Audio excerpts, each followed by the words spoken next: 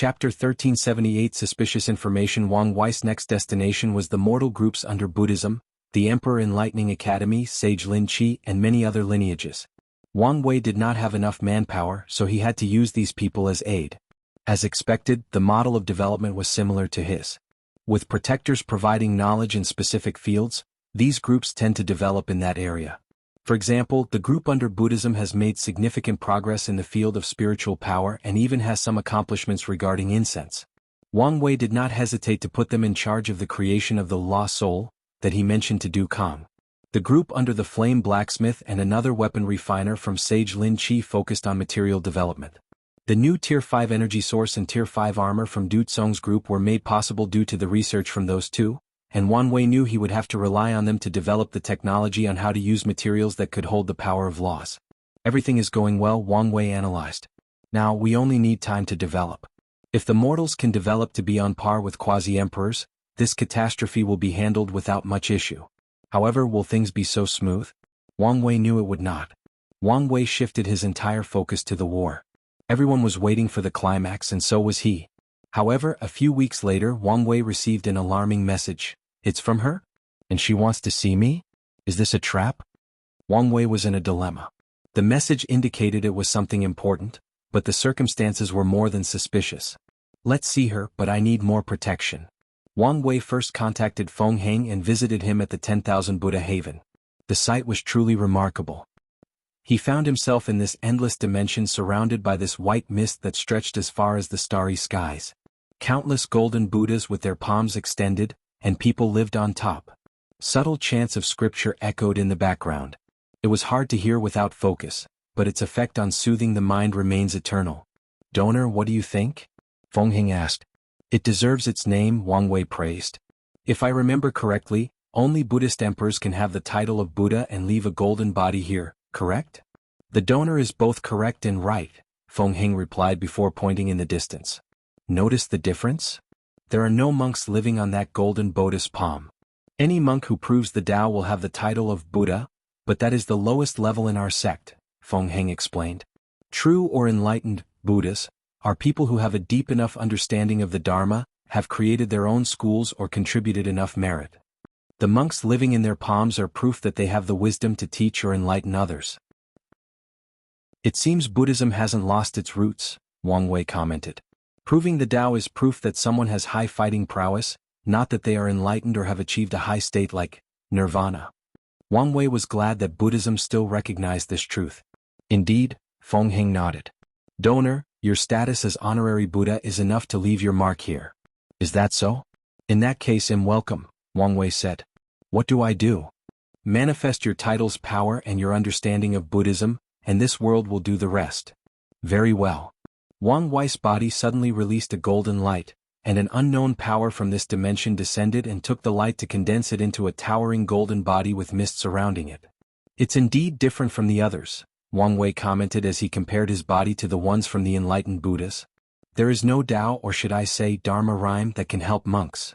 Your body is better than most honorary members I've seen, Feng Heng commented. Donor, have you spent some time studying Buddhism? You can say that, Wang Wei agreed. He still planned to acquire his future self's ability to change the world by naturally helping him solve his problems. However, after discussing the plan with his future wife, they found a better approach than using Buddhism and other religions. Domains.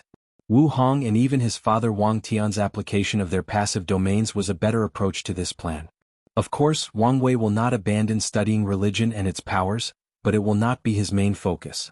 Donor, please follow me. The two flew away and soon arrived at a new golden body. It was a woman with an aura of peace and tranquility.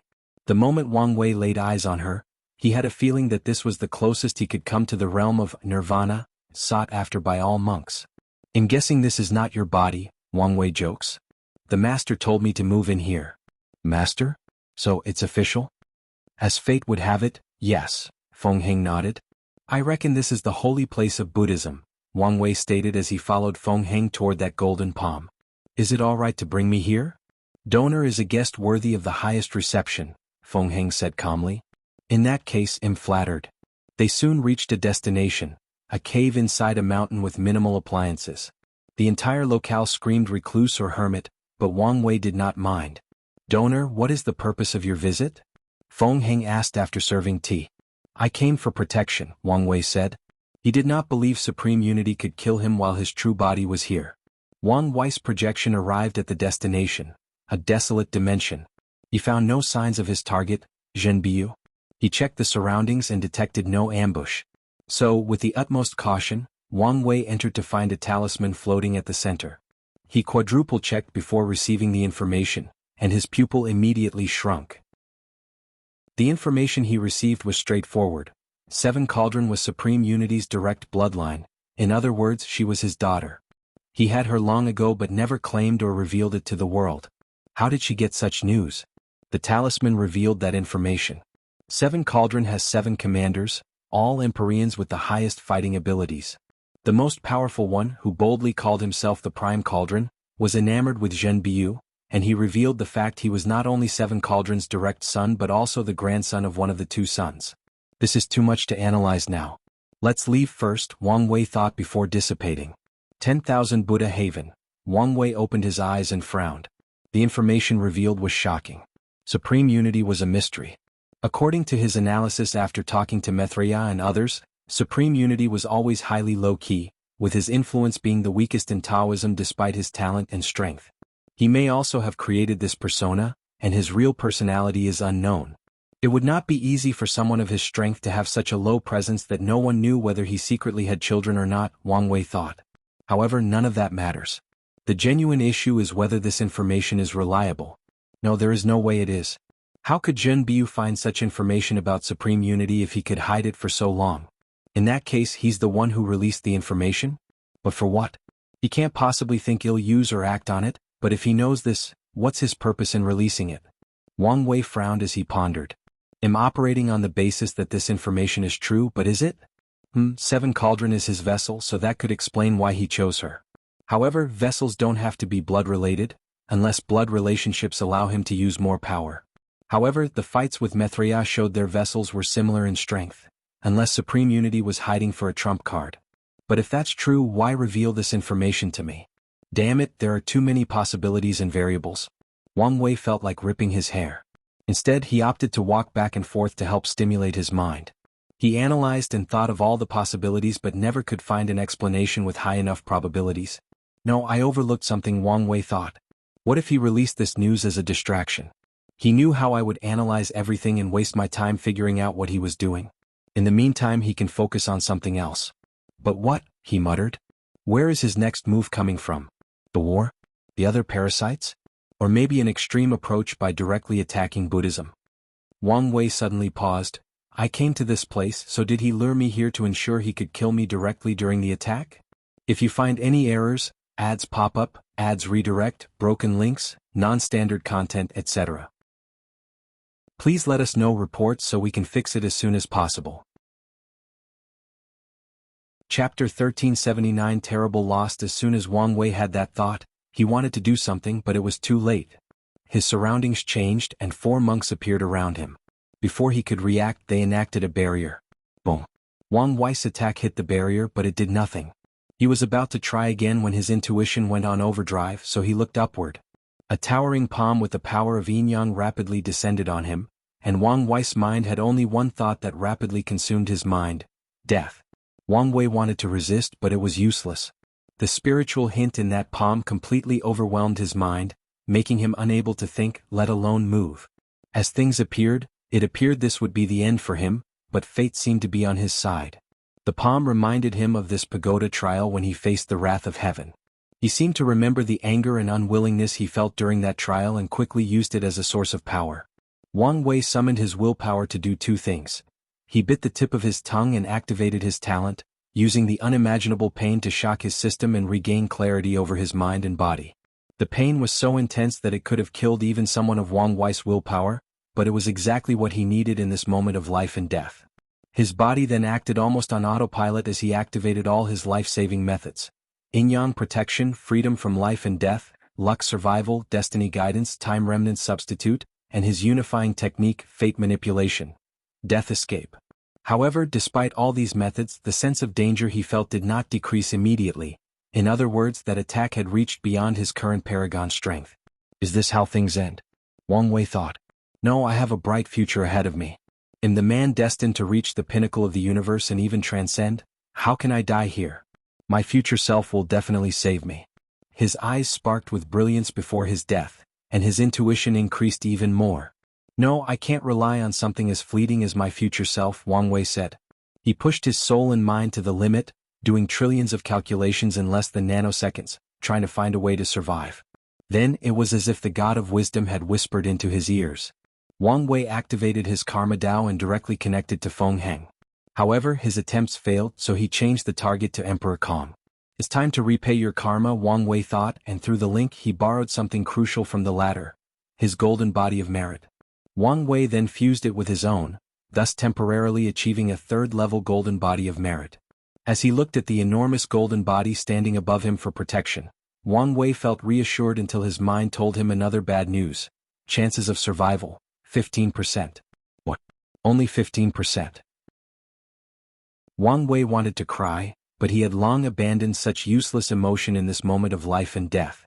He wanted to use his luck Dao to increase this probability, but it was futile. He had used all his trump cards. Is this really the end? Do I have to rely on chance to survive? Wang Wei was unwilling, but there was nothing he could do. That palm was descending at a speed he could barely react.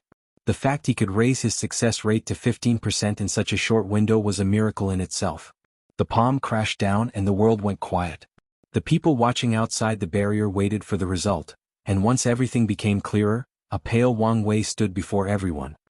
He coughed a large mouthful of blood and looked at a golden crown floating above his head. He did not survive on his own merit. At the last minute, this crown, representing his status as the Three-Realm Emperor, manifested and protected him. However, Wang Wei knew the power of this crown did not originate from him but from Heavenly Dao, which intervened to save him. You saved me, but at what cost? How much power did we just take back that you lost in the process? Wang Wei thought as blood oozed out from his ears in noise. Although he was saved, he was not happy in the slightest. Forget how he had just lost control of his life, of his destiny. He knew how terrible the consequences of Heavenly Dao's interference were. Wang Wei suddenly felt the world spinning and he could not stand still. His aura was dropping at an alarming rate, so he swiftly sat cross-legged in the group and closed his eyes. Unity, your hands have reached too far. A soft voice echoed between heaven and earth. Although it sounded calm, anyone with some discernment could feel the anger and wrath hidden. That little cockroach is really not easy to kill, a cold voice replied. Feng Heng no Methria looked at Seven Cauldrons/Supreme Unity coldly. Although she had the highest state of mind in Buddhism, even that wasn't enough to keep her calm. However, her attention soon shifted to the power surrounding him. Incense, so that's how he did it? The 10,000 Buddha Haven was Methria's home court, meaning she should have the overwhelming advantage. Supreme Unity should not even dare take one step into this place, but he not only did but successfully assassinated one of their honored guests. How did he do it? The answer is simple: incense. After what happened to her, Methria outlawed the use of incense by all Buddhist practitioners. She even modified the rules of the 10,000 Buddha Haven to detect and ban that power as soon as it was detected. However, Methria was also a little extreme when she changed the rules. The 10,000 Buddha Haven is both a world and a powerful artifact. When Methria changed the rules, she programmed the artifact spirit to be extremely strict. She always programmed it to make removing incense its main priority. Supreme Unity used this fact to his advantage. He filled the place with so much incense that the artifact spirit was busy dealing with it, meaning Methria could not use it or borrow the power from the haven. If Methria was at its peak, this plan could not work since she could have forcefully regained power from the spirit with one thought, but she was now only a vessel with limited powers and powers. Why is it always Taoism? Methria complained, feeling an emotion she hadn't in a long time: resentment.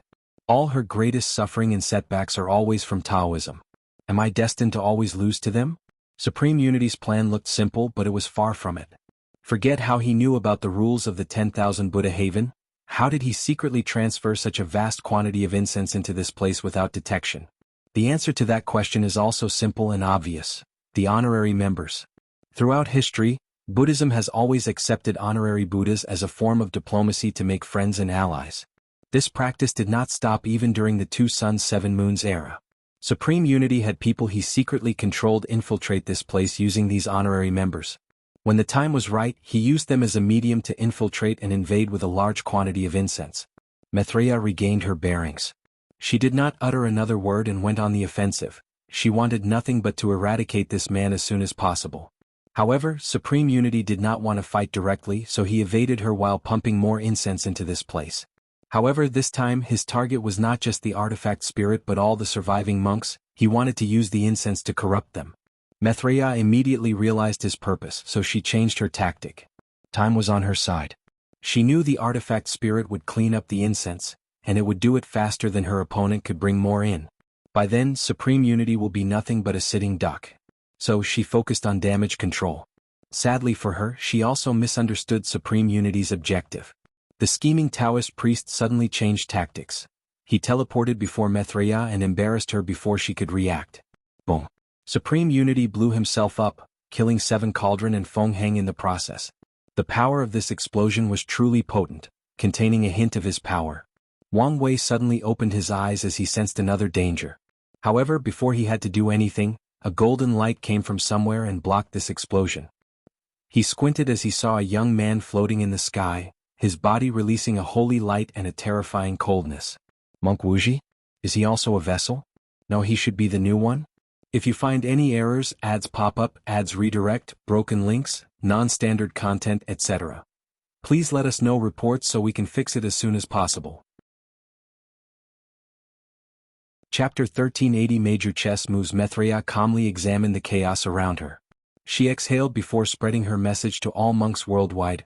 All monks must report to the haven in one form or another. Another great Buddhism-Taoism war is about to start. As soon as she uttered these words, the world experienced a slight tremor, eventually leading to a cataclysmic earthquake. She then flew to Wang Wei's side and frowned. What happened to Feng Heng? Wang Wei asked. I can feel he is gone even though his karmic threads to me and my memories of him are still intact. He is dead, true death, but only in a manner of speaking, Maitreya replied. Existence hierarchy, Wang Wei muttered. Half-step detachment is so high on the hierarchy that after Supreme Unity killed Feng Heng, it did not matter whether he had countless avatars, his secret vault still existed, or everyone still remembers him, he just died like that. Don't worry, he'll be fine as long as I'm alive, Maitreya reassured. But what if something happens to you? Maitreya was momentarily silent. I'll revive him when the time is right. When will that be? He was my vessel, meaning my power ran deep into his body, even his existence. If I don't take time and effort in the revival process, his future Transcendence path will be cut off. So, that's why I can feel 7 Cauldrons karma line? He doesn't care about her future, so he can instantly revive her. But you do, meaning you've lost probably the best vessel. Wang Wei chuckled to himself, but his laughter was self-deprecating. In just one move he reduces me to this state, forces Heavenly Tao to use one of its trump cards, regain more powers in their confrontation, kill your disciple and perfect vessel, and starts the Buddhist-Taoist war, which will further turn the world into chaos and kill more people. And all he sacrificed were a few pawns and maybe one of 7 Cauldrons' longevity resources. What a brilliant move. The war cannot stop, Maitreya stated. It is the only way to distract his vessel and all his manpower. The rest is up to you. What can I do in my state? Wang Wei said. He was, in fact, dying. The blow destroyed him enough that he was about to lose his body and soul and enter limbo. His best solution is to seal himself, but that would not change the fact that he was out of the game. And that's not mentioning whether a seal would work or that he had little time to find an effective solution. I can save you, but I'll need one of your avatars, Maitreya added. I've already killed all the ones in the upper dimension, Wang Wei said. I could make a new one, but that would be pointless since he would only be immortal, unless you have a way for me to cultivate. I can't do that, Maitreya shook her head. Supreme Unity was careful about the lock. Although vessels can use powers slightly beyond primal paragons, it was not enough to destroy the lock, let alone forcefully alter the rules he had created. Wang Wei shrugged his shoulders after hearing her answer, and Maitreya's frown deepened. I know you're disappointed with my failure, but this is not the time to have this defeatist outlook. Defeatist outlook, huh? Why don't you tell me what kind of outlook I should have? Wang Wei snapped. You were supposed to be my most reliable teammates, but you couldn't even protect me in your territory. So, forgive me if I don't look too favorably on our situation. No need to mince your words, Maitreya said calmly. Say what you have to say before we can move on. Wang Wei looked at her with gritted teeth but then chose to close his eyes to regain his composure. He ignored his Buddha's constant and rapid weakening and focused on controlling his emotions. What plan do you have? That's more like it, Maitreya said. You should have an emperor avatar in the lower dimension? That's right, Wang Wei nodded. He had a peak emperor avatar to replace himself in case something went wrong after his ascension. That avatar is also the last safety net of the Tao opening sect. It'll contact Heavenly Tao to allow you to contact it and force it to ascend. Wang Wei was not excited about this plan but looked at her seriously. Do you know what is at stake?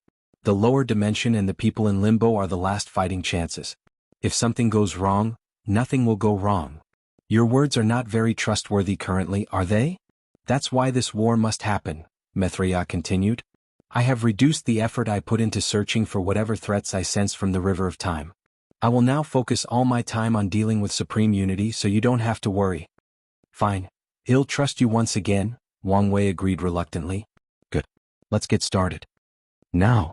There is no better time than the present. She floated in the sky and with a thought, the river of time manifested between heaven and earth. All sentient and non-sentient beings in the eternal ascension world saw it and heard Maitreya's following words. Stop. It was quick, almost instant. All matter, energy, space-time, and even concepts became still. Time has stopped working. Everyone stopped moving but only 999% of people were unaware. The paragons, battle taboo achievers, and a few truly powerful Empyreans still had their perception despite their bodies and souls stopping, and they were shocked by this display of power. These people knew the two suns were mighty, but there had been few opportunities for them to know by how much. Today they glimpsed at their powers. Get to work, Maitreya said to Wang Wei before her eyes focused on the newly revived seven cauldron. With a thought, Maitreya killed the latter before repeating the process 6 more times. However, on the 7th time, a black and white shield surrounded her and protected her life. Maitreya glanced at him briefly before shifting her gaze to someone else, Time Eater. She did not waste time before killing him 3 times, but another black and white shield protected him as well. She frowned but did not focus on this for too long. She raised her head to glance at the lock. Maitreya observed briefly before deciding not to touch this thing. Destiny was not on her side, and she knew supreme unity was prepared for her intervention as this was not the first time she had tried to destroy it. Maitreya's gaze then shifted to somewhere else, the people in limbo. She immediately blessed them, granting them protection similar to Wang Wei's heaven-deceiving array. She knew what these people needed the most was to move undetected under supreme unity's eyes. She also wanted to prevent him from secretly hunting and killing them. Maitreya was about to move one when time started to move forward again.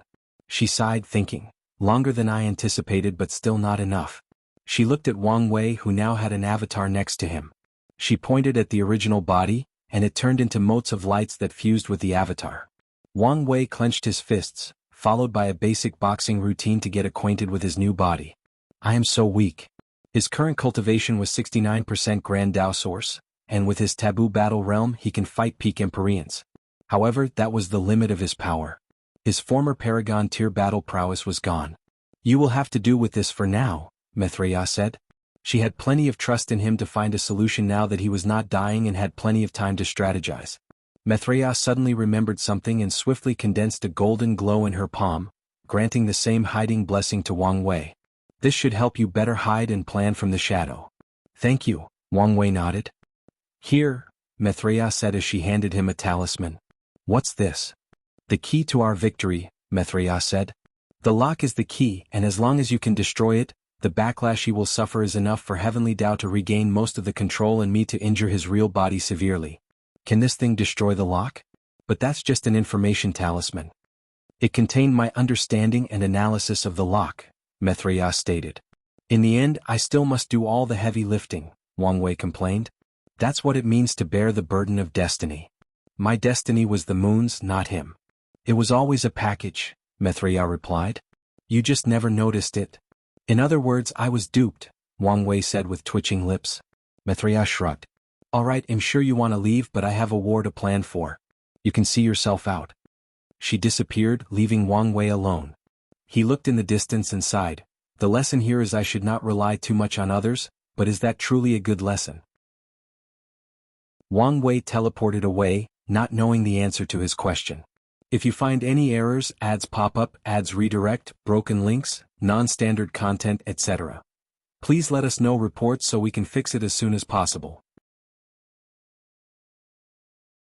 Chapter 1381 Tao Overlord's Mind. I made a mistake.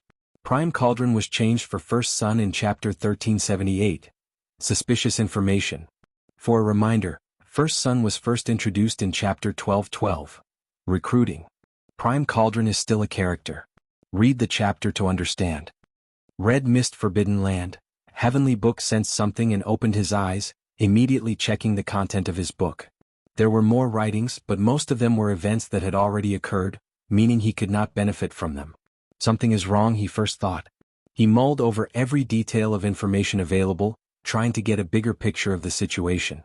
His growth has accelerated, Heavenly Book summarized. This was even more apparent when he compared the information he acquired about Grand Tao's son.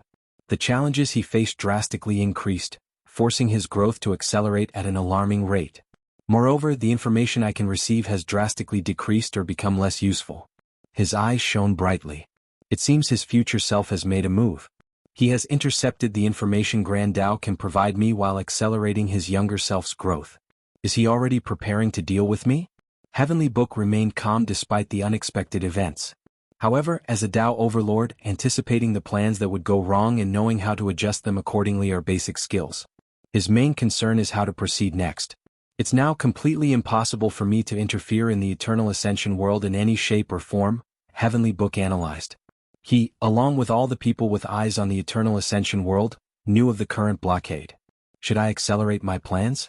Heavenly Book had made a great stride in tracking down the origin of Buddhism to exchange with Madman Chu for a way to split existence. To finish his deal with Supreme Unity. This is not feasible, Heavenly Book realized, shaking his head with some frustration. He was already in cahoots with Grand Tao, but the way that thing operates is so rigid. The origin of Buddhism is what people could refer to as a sub-taboo, meaning such a level of secrets is not directly outlawed by Grand Tao, but anyone who tries to find the truth will also be hindered by it. As such, Heavenly Book was having some trouble finishing his task. So, is this it? There is nothing I can do? Heavenly Book frowned. Although he was convinced of his strength and would not take Wang Wei too seriously even if he became a peak paragon, he also did not want to let him grow peacefully. I could have another Transcendent interfere in the affairs of the Eternal Ascension world, Heavenly Book thought. Such a powerhouse is enough to change the current state of affairs and provide an opportunity for me to interfere, maybe even have an opportunity to kill him directly. Heavenly Tao's eyes shone brilliantly. Most people would roll their eyes at his thought, but he already had a feasible plan. He knew of a second generation with a transcendent father who doted heavily on him. It was easy for Heavenly Tao to lure that bastard to the Eternal Ascension world and ensure an accident occurred, forcing his father to intervene in the conflict. This plan is feasible, but what are the cons? Heavenly Book analyzed calmly. A high risk of overthrowing the board. Heavenly Tao's plan was bold and risky. If he succeeds, he will achieve transcendence in one fell swoop or at the very least, achieve power on par with Grand Tao. However, he also understood he was playing with fire, and his greatest fear was that Grand Tao or the future Wang Wei would overthrow the game board by destroying the universe and killing everybody. An animal is most dangerous when cornered, let alone a transcendent being, Heavenly Book analyzed. If he cannot see his younger self have any chance at survival, he will start acting like a cornered animal, which is the last thing I want. Heavenly Book frowned, realizing he was back to the beginning. His best option now is just to wait and continue doing what he was doing. What should I do? He pondered. Just as he was indecisive, new information appeared in the book. Their first meeting is about to take place? Is this Grand Tao's hint that I should do something? Heavenly Book calculated swiftly before realizing that this was indeed an opportunity. I could wait, my mindset has been a little too excited. The original plan was to survive the cracks between these two titans and wait for the right opportunity to strike. Being too excited and showing myself too much before them will ruin my chances of the final strike. Heavenly Book finished the new page in the book and decisively closed it. Sometimes doing less is doing more. So, he resisted the temptation and let Grand Tao deal with this mess. Although he was a pawn, he was not the absolutely loyal kind, meaning he was also not the kind that could be discarded at will. Heavenly Book did not wait long before receiving another secret contact from the Heaven Cardinal, but he ignored it. Since he had made his decision, nothing could change it. Anyways, he can benefit from whoever is the final winner in this upcoming confrontation. Eternal Ascension World, Secret Dimension. Wang Wei returned to his hideout, thinking about what he experienced, what to learn from it, and how to operate in the future. Paranoia is an excellent way to protect myself, but it also made me predictable. So, how do I act from now on? Wang Wei focused on his personality and how he usually acts. He also tried to put himself in his opponent's shoes. I'm arrogant by nature, and this recent failure is a big blow to me. 99% of people, especially Dao overlords, would become even more cautious and timid after that defeat. So, I must be unpredictable and start acting even more aggressively. Then, when people think they've figured me out, I switch to a more timid way of behaving. Wang Wei was calm and composed, analyzing his thoughts and behavior in a cold, calculating and logical manner and without bias. It was as if he was not talking about himself but a complete stranger. For my first aggressive act, first son must die, Wang Wei analyzed. It doesn't matter whether the information is true or not. The fact that he might be his bloodline and the perfect replacement vessel is enough for him to be eliminated. Additionally, I can also get some revenge. After making an initial plan/response to what happened in the 10,000 Buddha have, Wang Wei shifted his focus to something else. Something more important. I must regain my strength. It would be better if I could find a way to increase my cultivation despite the Lox effect, Wang Wei thought, shaking his head. He had to think of something more doable. Wang Wei then stood up, preparing to leave the hideout. He already had an idea of how to get his strength back, but he needed to see his ancestor first. However, before he could teleport away, Wang Wei received an emergency contact from Red Mask, so he sent a projection. What happened? My lord, are you all right? Red Mask immediately asked. Am I all right? All right, you must have lost most of your strength, Wang Wei figured out. One of the side effects of the Lord Shadow technique is the connection between them. So now that Wang Wei had drastically weakened, Red Mask also suffered a similar fate. A small accident occurred, but I'm fine, so don't worry. Small accident? Red Mask did not believe these words for a second. She knew how strong her lord was, meaning she could also deduce what kind of enemy could injure him in such a state. However, since the latter told him not to worry, there was nothing she could do. Plus, even if she had the will, her strength and wisdom did not allow her to provide any form of aid. I understand. You should probably stop your personal activities and tasks, Wang Wei said. Lord, I may be weakened but am not entirely useless. It's too risky, Wang Wei shook his head. Red Mask could use his highest strength level, which is the Empyrean Peak. However, she had a time limit, which was even lower than normal due to the fact Wang Wei's cultivation was still in the Great Emperor realm. But sir, do as I say, Wang Wei stopped her. You're too valuable and the risks are not worth it. Wang Wei did not say these words on an emotional basis. Wang Ju had a great place in his heart, so his relationship with Red Mask was purely boss and subordinate. However, he meant what he said. Losing her would mean finding another talented individual and training them again. With the current world situation, it was not worth the trouble. So, he wanted her to stay at her desk and give orders instead of going into the field herself. As you wish. If you find any errors, ads pop up, ads redirect, broken links, non-standard content, etc. Please let us know reports so we can fix it as soon as possible.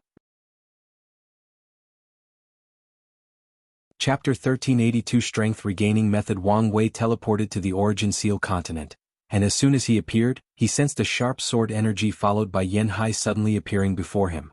What happened to you? What did the sect contact me and tell me your soul lamp was about to go out? Wait, how do you have my soul lamp? Wang Wei asked.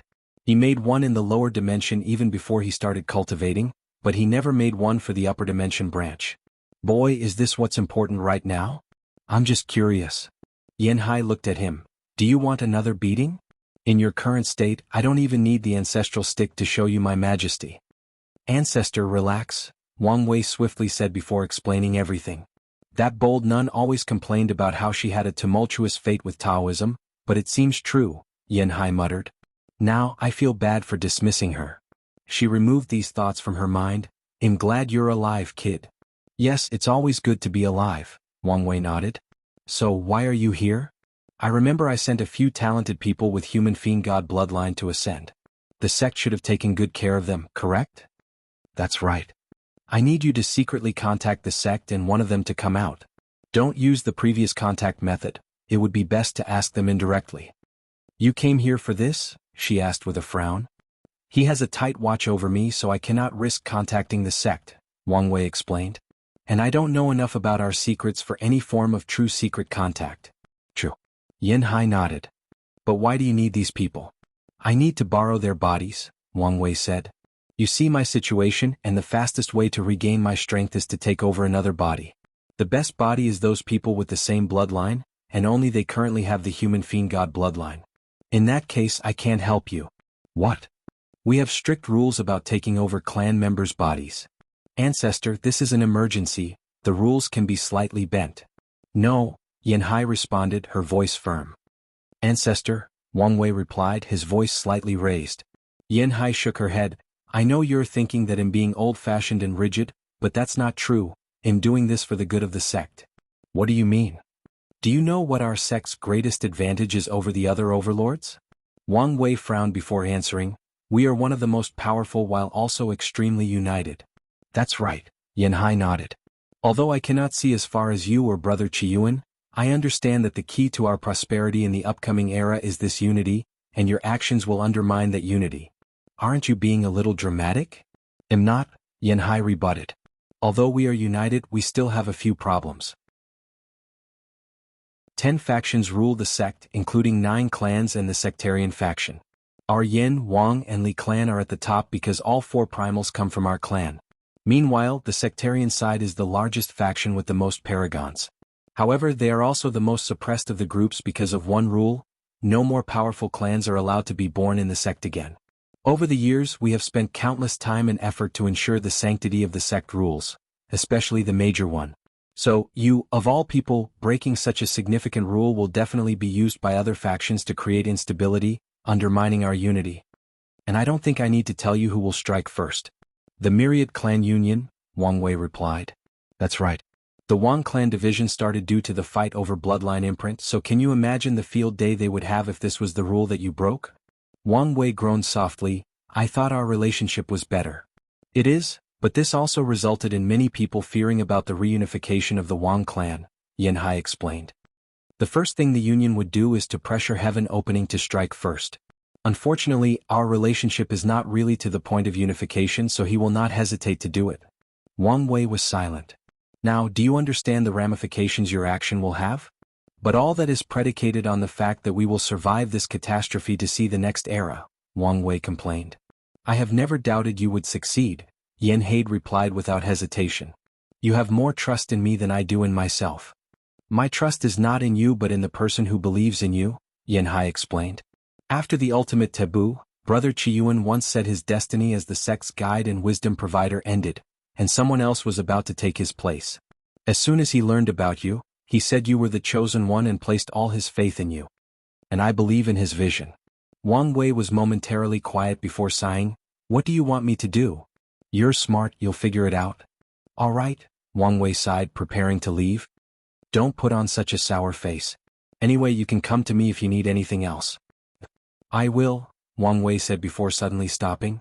I need to assassinate someone, but there is a danger that he might be a trap. Oh. Wang Wei then explained who the first son was and why he wanted to kill him. Don't worry, you'll deal with it. You can't do it yourself, ancestor, Wang Wei immediately added. Nor use someone directly linked to you like a shadow.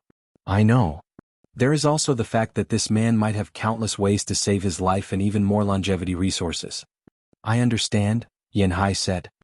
But like I said, I'll deal with it.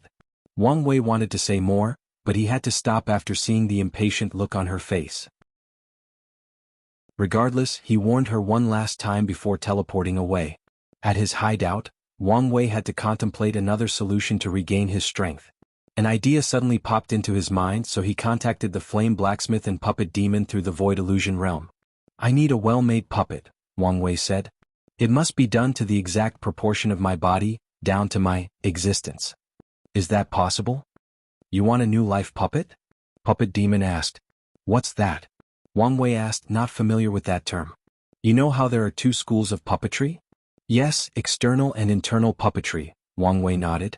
The former focused on making and controlling puppets, while the latter turned their bodies into puppets. The ultimate goal of all internal puppetry is to create a new life puppet or a puppet based on their existence. Such a puppet can grow and evolve without changing the parts, just like flesh and the soul. On paper this sounds easy, but your tone indicates it's not, Wang Wei commented.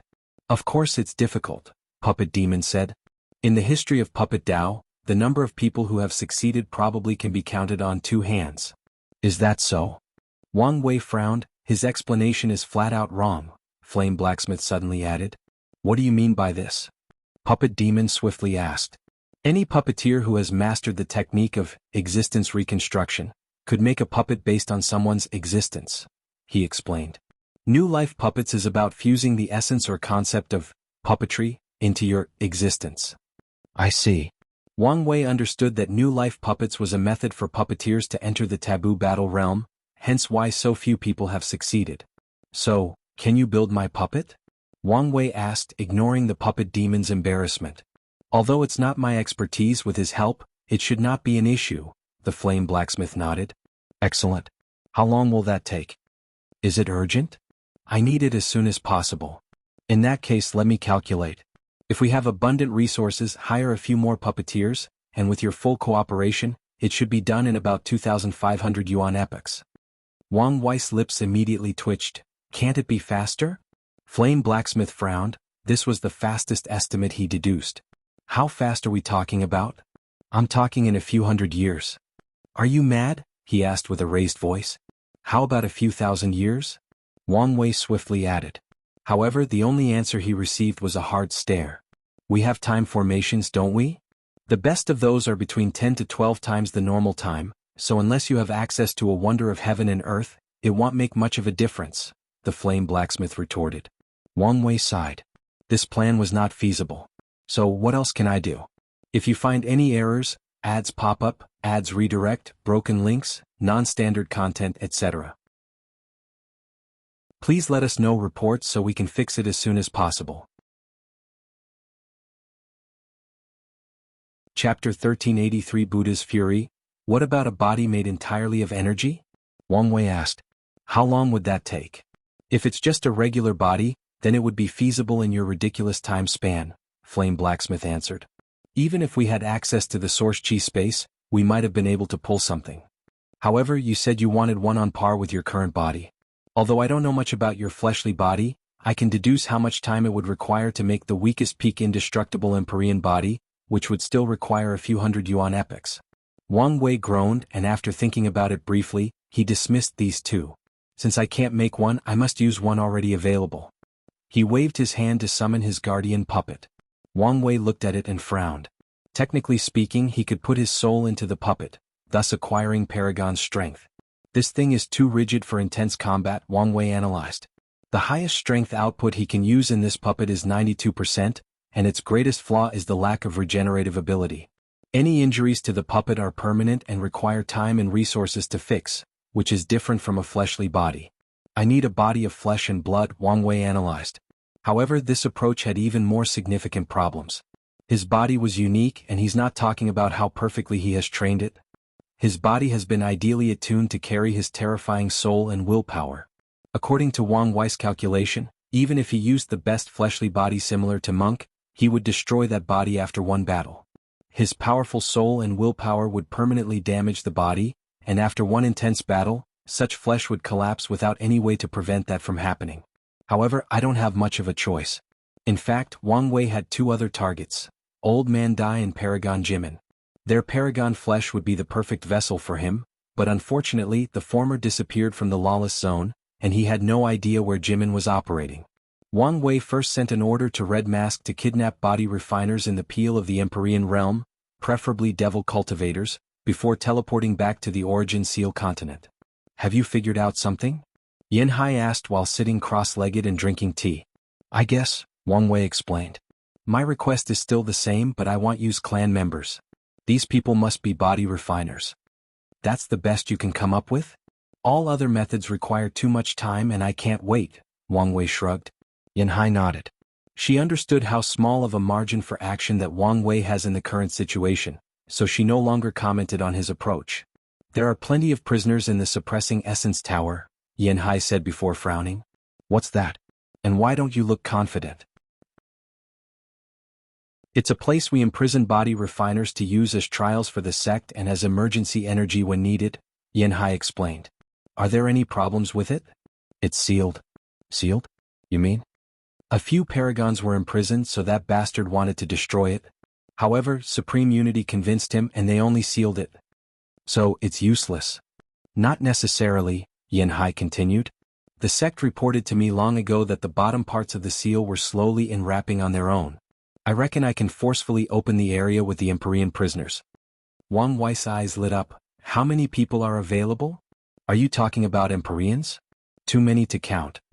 That's good to hear, Wang Wei said. Even if he could only use these bodies once, there should be enough for him not to worry much about future battles until he found a way to return to his peak. Yanhai looked at him but said nothing. I need to return to the sect. I should be done in less than a month. Do you want me to stay here? No need, Yanhai replied. She doesn't think it's a good idea for him to stay in one place for too long. Although Mithria said he would do a better job at guarding Supreme Unity, it was not worth taking the risk. I'll activate all the formations and put this place on the highest alert state. Yanhai explained. They should be fine until I return. All right, Wang Wei nodded before leaving. He did not stay around to wait for his ancestors' good news. Instead, he started preparing himself. He created a large pool before dropping one drop of his blood that soon turned into an ocean to fill that area. Wang Wei proceeded to add another drop of soul blood, deepening the redness of this blood pool. Finally, he started carving arrays. His attainment in arrays was not on par with what he wanted to do, so he used a common tactic of cultivators with higher cultivation but low knowledge: stacking. His soul was powerful enough to create millions, if not billions, of arrays and stack their effects together. Excellent, Wang Wei nodded before sensing something. He checked his communication talisman. Perfect timing. He pointed to the void, and after a slight spatial fluctuation, a body appeared in this dimension, and he sent it into the pool. He observed quietly. There needs to be some adjustment, but everything seems to be working, Wang Wei muttered. The pool slowly adjusted this body to be more like his, thus allowing him to use his power better. However, Wang Wei was not too happy. His original intention was to change/temper these bodies and ensure a single one could allow him to experience at least two bodies. The result told him that without the pool, most bodies wouldn't survive more than 3 attacks with his soul and willpower. Although this guy cultivated to the peak, he only survived a little over 2,000 tribulations.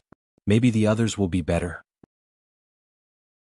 Wang Wei was not too hopeful, especially since he knew how rare it was for someone to cultivate all 3,800 tribulations, let alone go beyond it and achieve limit indestructibility, like him and Monk. Body refining is already rare, and in the current era where people fear showing too much of their talents, Wang Wei was not confident in finding an excellent vessel. I guess I can only wait and hope my luck is better. Time passed, and 3 days later the world's turmoil once again started. The Twin Sun border was a prosperous area, arguably one of the most thriving areas in this turbulent era. It was once the border between Buddhism and Taoism territory. As the two unofficial rulers of this world, the two titans had to promote unity and prosperity, and the existence of the Twin Sun border was proof of that. However, today this area is full of life and resources and is now a desert. There was no sign of life, but that was only temporary.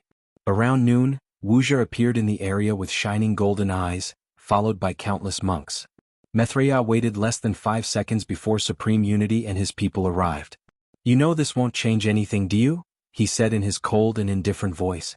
You cannot win, so why must you insist? It seems that everyone has underestimated me, Mithria replied calmly. It's understandable given my prior results. However, do you think you're the only one who has been laying chess pieces on this board for a long time? Supreme Unity frowned while raising his alert to the highest level. He thought Mithria's previous attack was her only trump card, and this war was a desperate move to hold him back and buy this world enough time. Do it, Mithria ordered. One of the Empyreans behind Supreme Unity suddenly summoned an artifact and spoke out loud. Taoism is about following nature, not ignoring or taking it over. Our roots have been corrupted by villains, forcing us to lose our ways. I refuse to accept such Taoist practice. Heaven and earth above, be a witness as I stand for righteousness. From now on, the 7 Virtues sect has broken off from this corrupt sect. We will return to our roots, practicing genuine Taoism that pursues the sublimation of the self and the harmony of man and nature. As soon as this man uttered these words, the enormous Chi-Luck dragon of Taoism manifested between heaven and earth before roaring in pain. A small chunk of its body was divided before turning into a smaller dragon. Supreme Unity looked at this happening. He still looked cold and indifferent, but the small spatial fluctuations around him were indicative of his actual mood. He wanted to stop this from happening, but he sensed something locking in his every move. So, without much of a choice, he watched as more and more people or sects separated from Taoism. Over 65%, Maitreya commented. It seems that more people despise your reign than I anticipated. If you find any errors, ads pop up, ads redirect, broken links, non-standard content, etc., please let us know reports so we can fix it as soon as possible. Chapter 1384 Wars After Wars, well played, Supreme Unity said indifferently. You always looked at these people as ants, thinking they would never dare to rebel against you, Maitreya said calmly. But you overestimate the human spirit. No, I should say you probably never understood. They have their own goals, dreams, and pursuits. Do you really think your overwhelming power was enough for them to give these things up? Ants are ants, Supreme Unity replied calmly. Without your protection, none of them dare to rebel. They dare, she rebutted. It's just that you already killed those with the spirit and these ones only needed a small boost. This conversation is pointless, Supreme Unity added. Don't think you've won this war. We will see. Wang Wei and the entire world watched the beginning of the Buddhism-Taoism war. Specifically, this war should be called the unity of Buddhism and Taoism against corrupted Taoism, and that's how historians will write this war unless Supreme Unity is the final victor. The first battle was an overwhelming victory. Without Supreme Unity's strength, corrupt Taoism was overwhelmed by the Allied force. Maitreya was ruthless, forcing the first battle to last as long as possible and allowing her forces to kill as many people as possible. By the end of this fight, the Twin Sun border became an inhabitable area due to how much immortal blood fell on the soil. Of course, this also meant that the place became a holy place for anyone who cultivated blood Dao or any technique involved in Fian Qi/Aura. After this defeat, Taoism did two things: used a more defensive approach to this war and summoned reinforcement. The former was quite effective as they successfully blocked the madness from these monks or the enraged Taoists who wanted to eliminate their other counterparts to ensure their prosperity and prevent future revenge. However, the plan to receive reinforcement was not as successful. Supreme Unity's target was obviously his goons, the Moons. However, as soon as the summon arrived, Five Feathers and Undead Phoenix intensified their war. Time Eater is sealed, and the manpower available is in a semi-shamble state, leaving only Shu Ren, the Earth Emperor. He was the only one without any excuses to refuse the summon. With these reinforcements, Supreme Unity was able to take a breather. However, Maitreya succeeded in her attempt to occupy and reduce his political power. Supreme Unity's loss was too great in this fight. Wang Wei analyzed the information. These overlords must have secretly taken this opportunity to weaken Taoism. I reckon they even secretly killed many monks as well. This war concerns not only the fate of the world but also the reshuffle of power. Everyone is waiting for the new era, and everyone wants to dominate it. Buddhism and Taoism already have an overwhelming lead, so these overlords have already started taking measures to weaken them. While Wang Wei was deep in thought, his communication talisman trembled. He activated it and saw a picture, a head with a look of fear, anger, and regret. He recognized this person, the leader of the hidden Moon Sun sect. First Sunday, Wang Wei did not hesitate to contact his ancestor. He's dead. Yep, just as I promised. Is he dead or? True death, Yan Hai convinced. How did you do it? Many swordsmen in the Sword League path owe me karma, Yan Hai explained. I see, Wang Wei nodded. Was there anything weird about him? Besides having a paragon artifact as protection, there were no anomalies. Wang Wei frowned, thinking whether he had missed something. Well, forget him for now. How are things on your side? The unsealing process will not take as long as I thought. It should be done in about 2 weeks. That's good to hear. The two chatted briefly before ending the conversation. Five Feathers and Undead Phoenix's current confrontation is not enough as an excuse to reject the summon, so these two should prepare for a direct confrontation, Wang Wei analyzed.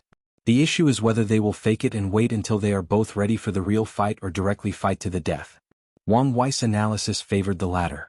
These people genuinely hated each other, so even if they tried to fake it, their animosity would leak out during the confrontation, turning the fake scenario into a genuine one. So, he waited while ordering his people to protect as many mortals as possible and keeping watch on Time Eater. Wang Wei's prediction became true when a battle started between these two 5 days later. He had his answer from their killing intent and the killing blow these two were using. So he calmly observed that battle. Undead Phoenix is not as mad as the previous fight. His mode of fighting is relatively reserved, he must have a trump card he's waiting to use at the right moment. Meanwhile, Five Feather is using this fight to control her strength. Speaking of which, her karma has also drastically increased, but I haven't heard of any plague-like curse in the world. Damn it, has this woman been secretly killing mortals? He contacted Red Mask, asking her if she had received any news. She answered that Five Feathers had hired many curse masters but hadn't received any results yet. Find how she has so much negative karma, Wang Wei ordered. Red Max was efficient, and she soon had the answer. Many mortals were in isolated dimensions and realms in the Eternal Ascension world, and Five Feathers' target was these people. Wang Wei exhaled to calm down. I should have guessed animals like her only respond to painful threats. I won't make the same mistake twice. He continued observing this war, and Wang Wei frowned as he noticed something else. These temporal fluctuations, is this woman mad? Wang Wei thought. No, she's not mad but can't control her power. Good. Wang Wei immediately closed her eyes to sense these fluctuations. West of the Time Eater's territory, Heavenly Serpent Empress domain. A beautiful woman with luscious purple hair with black tips sat on a throne. She wore an all-white and tight robe that revealed her ample figure. Her beauty could be described as devilish, that's how alluring she was. If Sun Junyao was the epitome of beauty, this woman was the closest to the epitome of sexiness. A man sat on her lap, kissing her while muttering sweet words. Oh Wu Jing, you always have a way with words, the Heavenly Serpent Empress said. Who made His Majesty so alluring? Wu Jing replied. I know, right? She replied. You can say my charm is a... The Heavenly Serpent Empress suddenly stopped before looking at the shadow that appeared in the room. You must have a reason for interrupting me. Your Majesty, we have found the target, said a woman's voice. Are you sure? The Heavenly Serpent Empress asked. It won't be like last time with a bunch of abundant remains? I have checked personally. Good, the Empress replied. Do you want me to mobilize the troops? No, I want to do it myself to ensure that nothing happens, Heavenly Serpent Empress replied. She glanced at Wu Jing. I have work to do. Wait for my return and we can continue where we left off. The Empress suddenly thought of something. Tell Di Liang to wait with you. Wu Jing's smile abated considerably after hearing these words. Does he need to be there? Can't it be the two of us? Can you handle me alone? Heavenly Serpent Empress asked. Alright, I'll call him. The Empress patted his ass before standing up. She received the information from the agent. So, that's where you little rats have been hiding? No wonder I couldn't find you anywhere, she muttered before focusing on the agent. How did you find them? These people's hiding spots were excellent, so the Empress wanted to know how his agents found them. She had lived long enough to know when to be careful against plots and schemes. They were gritty, Your Highness, the agent responded. They sent people into the Twin Suns border, probably to find the blood of the two suns, and that's how we found them. The two suns' blood? That makes sense, the Heavenly Serpent Empress nodded. She no longer hesitated and teleported away. She did not play around and broke through their world's barrier with force and strength. The Empress found herself in a world full of devils. Yes, not devil cultivators but authentic devils. She was not surprised by this outcome and started her killing. Her hair moved under her control, killing anyone in sight. This was a one-sided massacre and these devils could not even fight back. Find you, descendants of the primogenitor devil, the Heavenly Serpent Empress said excitedly. She finally released all her power, capturing these people as fast as possible. These devils had a peak Empyrean and several Paragon artifacts, but they were useless before the Empress. I can finally put my plan into motion, she thought before leaving this place. The Empress was in a good mood when she returned home. She went directly to have some fun with Wu Jing and Di Liang, but these two were not enough for her excited mood, so she summoned more of her harem. Today was a day worth celebrating and indulging. If you find any errors, ads pop up, ads redirect, broken links, non-standard content, etc., please let us know reports so we can fix it as soon as possible. Chapter 1385. Someone finally acted. Five Feathers suddenly stopped her onslaught of attacks. She looked at her opponent with disdain before mocking him. What happened to all that hatred and rage? Are you even trying to kill me? I don't need to try, Undead Phoenix replied. What do you mean? I've realized that there is no need to worry about your death, he explained. With how you're behaving and the terrifying nature of that curse, you will die eventually without the cure. So, why must I become the variable that helps you escape the curse? I only need to survive long enough, lay back and watch you slowly march to your doom. Five Feathers' face twisted in anger. The latter was correct.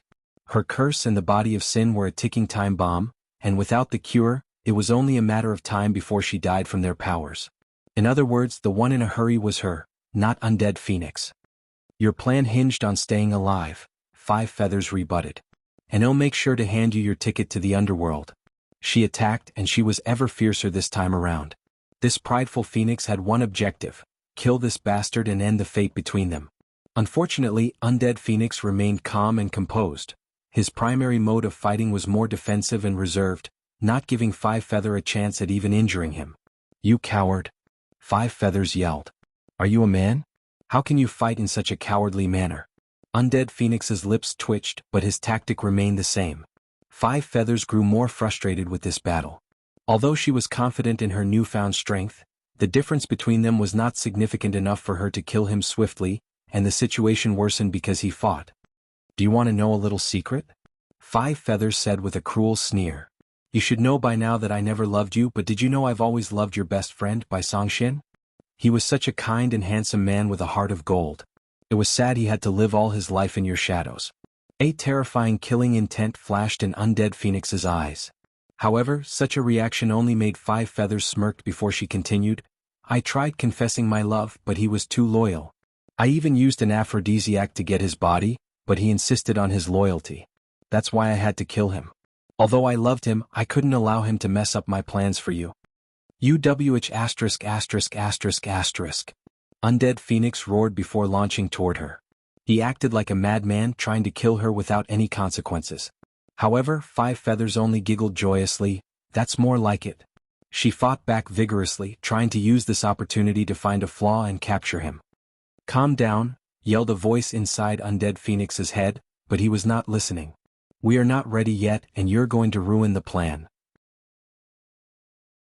Unfortunately, this message might have also been sent to the endless void.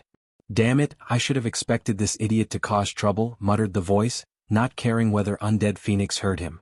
In that case, let's change things. The battle intensified as these two mad titans clashed, almost losing their sanity. The destruction they caused could be imagined, but no one cared. In this vast world, population and territory were never lacking. At the peak of these people's battles, something unexpected suddenly occurred. A golden light suddenly flew out of Undead Phoenix's body and turned into ropes that bound the two of them. Five Feathers sensed something and tried to evade, but the golden rope was attracted to the sins on her body like metal to a magnet, making it impossible to avoid. She immediately tried to break it off, but it was useless. This rope would be bound to her as long as she had such a vast amount of karmic sins. She could use brute force to destroy it, but that process would take time, and she felt that the schemer would not give her this chance. This power, the golden body of merit, Five Feathers analyzed. Wang Wei, is that you? No, this aura is different. It's something I've seen before, Kong. We've met so many times, but it took you so long to recognize me. Is this how little I mean to you, or has your sanity degraded to such a level? What is the meaning of this? I also would like to know, Undead Phoenix added. Why am I also captured? What do you think? Emperor Kong responded. So you've betrayed me, Undead Phoenix replied calmly. But do you think I wasn't prepared for this possibility? Emperor Kong looked at him. You have literally killed all the talented people under your watch and destroyed valuable knowledge. Do you really think you could have done something that could escape my watch? Besides your powerful strength and resources, you have nothing. Emperor Kong shook his head. The moment Undead Phoenix agreed to work with him, he was doomed to die. It's a shame the plan had to start early, Emperor Kong sighed. According to his original plan, Undead Phoenix was supposed to continue the fight long enough for him to secretly establish a no-life array. After betraying him, Emperor Kong would have successfully killed two paragons at once. But now, he had to be satisfied with eliminating one of their lives. Undead Phoenix panicked a little after hearing these words and activated his backup. But as expected, nothing failed. The formation that was the core of their plan remained intact. Emperor Kong ignored him and activated the genuine formation. An enormous amount of grievances gathered above their heads before rapidly condensing into a blade. Emperor Kong was the person who cleaned up the grievances of the world after making a deal with the moons. His actions significantly prolonged their reign by preventing the grievances from slowly eroding their chi luck dragon. However, today he used the same grievance to kill 2 of these moons. No, 5 Feathers yelled. She had just gained some control over this curse, and death would only aggravate her situation. She pushed her 5 elements and minor karma Dao to the limit, trying to break the golden rope. Sadly, the nature of that rope was the antithesis of sinful people like her, not to mention that Emperor Kong convinced Undead Phoenix to boost its power further to ensure it lasted long enough to bind someone of 5 Feathers' power. "You're first," Emperor Kong said, looking at Undead Phoenix. The golden rope contained the latter's power, so Kong knew it would not last long against Undead Phoenix. He waved his hand, and the dark purple sword descended on this man with the utmost swiftness. All resistances were futile. These moons have committed too many atrocities, and the world's grievances were a manifestation of the people, both mortals and cultivators, dissatisfaction with them. Emperor Kong's way of killing them is almost poetic, embodying the ultimate form of karma. Crack. A sound of breakage echoed in the sky, shifting Emperor Kong's focus. 5 Feathers' desperate measure was almost successful. Emperor Kong did not waste any more time and killed her. As he watched her body dissipate, Kong had a sense of completion, a moment of a circle coming around, to be specific. He wondered where this absurd feeling originated from until he thought about it more deeply. So, everything was connected and come back around, he thought. He used the world's grievances to boost his career and prolong these people's reign. However, Heavenly Dao never punished him for his actions. Kong always wondered why their academy's luck never suffered. His actions should have brought him some karmic connection to the moons that affected his and the academy's luck. Now he understood. Heavenly Dao's plan all along was for him to pay back his actions by eliminating these people using the very thing that prolonged their aid. Emperor Kong sighed. Today's event was further proof that Wang Wei's analysis about the future was correct. Emperor Kong looked in the academy's direction. He sensed the tremendous amount of luck and destiny that he had just acquired. He nodded in satisfaction before looking in the distance. He had feared that someone else would come to intervene in his plan and was prepared. Luckily, all the people who could help were either busy or too selfish to come. No, I need to lay low for a while, Emperor Kong thought. After today's events, many eyes will be on him. His academy was not one of the Overlords or an ancient top paragon lineage. As such, many people will be interested in the luck and destiny he has just acquired. Wang Wei opened his eyes, his pupils shining with brilliant light. He had successfully analyzed those fluctuations and now he shifted his focus to the war's outcome. Although he was in deep meditation, he still understood what was happening in this fight. If you find any errors, ads pop up, ads redirect, broken links, non-standard content, etc., please let us know reports so we can fix it as soon as possible. Chapter 1386 Old Friends Visit. Should I take this opportunity to kill her? Wang Wei thought. 5 Feathers was currently vulnerable, and this was indeed the best time. However, Wang Wei shook his head. Many eyes are on her, and since Supreme Unity has shown he doesn't want these people to die completely, he might use extreme means to save her. The best move is to wait until Monk makes his move. All eyes will be on him and I can use this opportunity to eliminate her. By then, if Monk's plans go smoothly, 2 of these bastards will die in a short period. Wang Wei agreed with this plan. However, before that, he felt he might need to warn someone. He contacted Red Mask before teleporting away. 5 Feathers opened her eyes in a secret room in her palace. An intense pain assaulted her senses and her soul. The curse marks spread through every part of her body. Since 5 Feathers thought. She gritted her teeth before opening her space ring and taking out the reserved sins she stored for such a situation. She swiftly absorbed it like a man lost in a desert for days without water. It's not enough, she thought. 5 Feathers immediately contacted her shadow.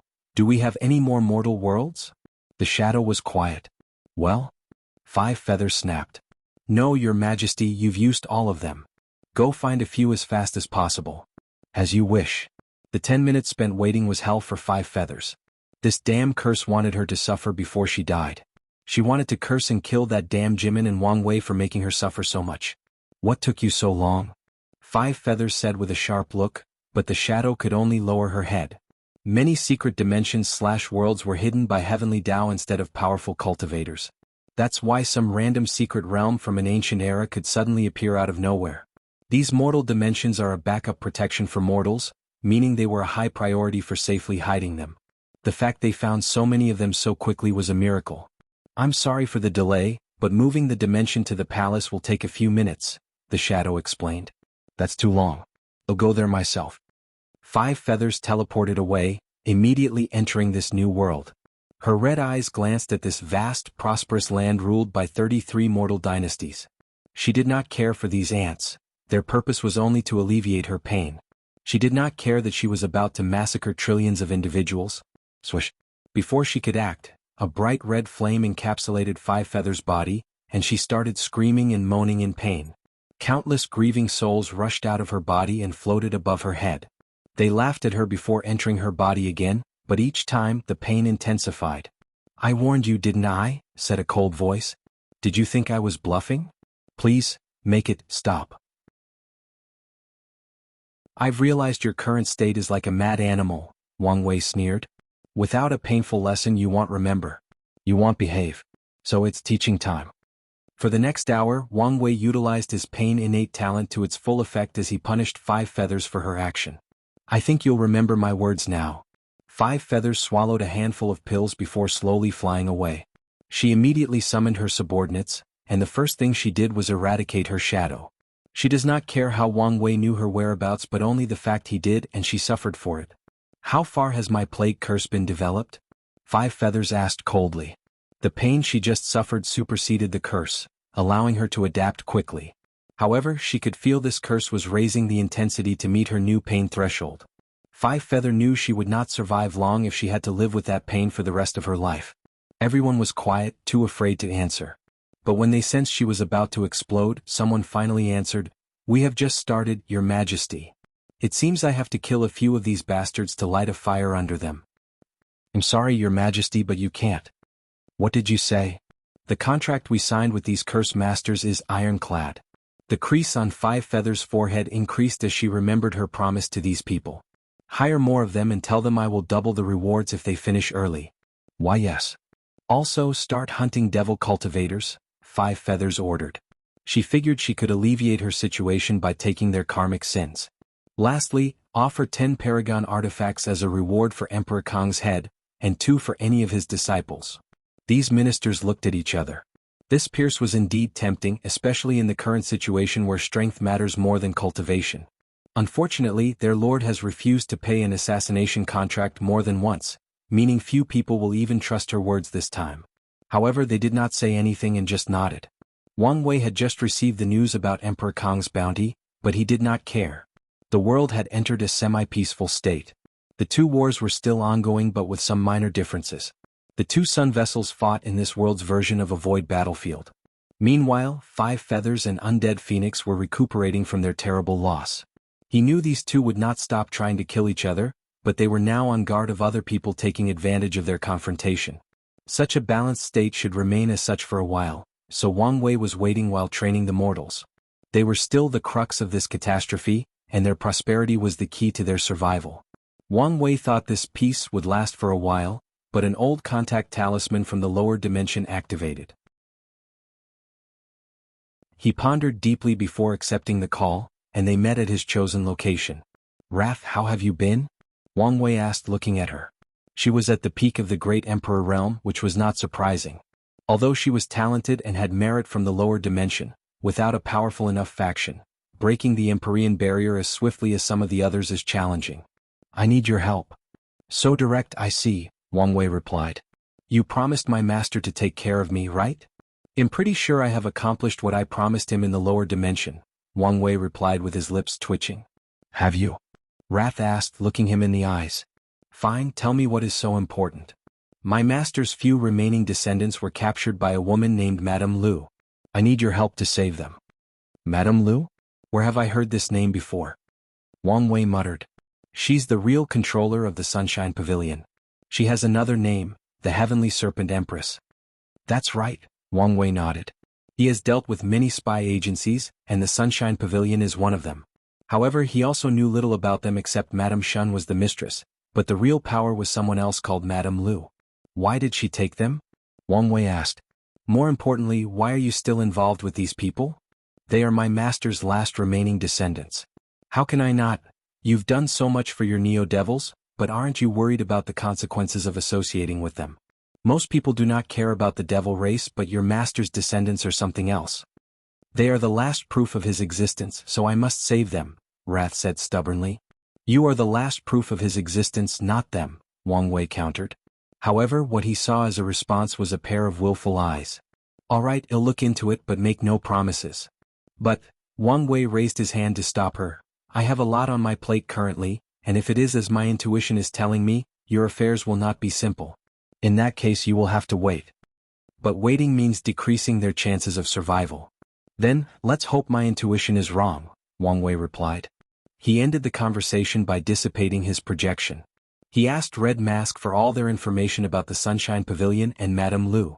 The information was not much, but it was enough for Wang Wei to know she had a reputation for being lustful and extremely powerful. Some people even proclaimed her as the most powerful Empyrean. However, one of the Fate Shadow Guard's notes about her information caught his attention. It said it was suspected she was someone from an old era, possibly the Golden or even further. Someone from that era that is still alive? Did she not participate in the ultimate taboo? She probably stayed and destroyed her cultivation during the cleanup.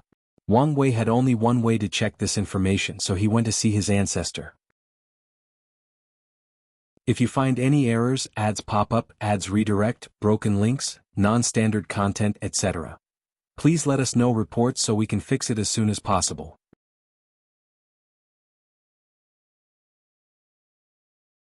Chapter 1387. The Quitters. Wang Wei activated the communication array, and Yen Hai's beautiful but stern face showed on the other side. Boy, I'm still busy with your affairs and your constant call won't speed up things. I'm not here about that. Then why are you contacting me? I want to know about someone called Madame Lu. Who? Madame Lu, also known as the Heavenly Serpent Empress, she's the behind-the-scenes person of the Sunshine Pavilion.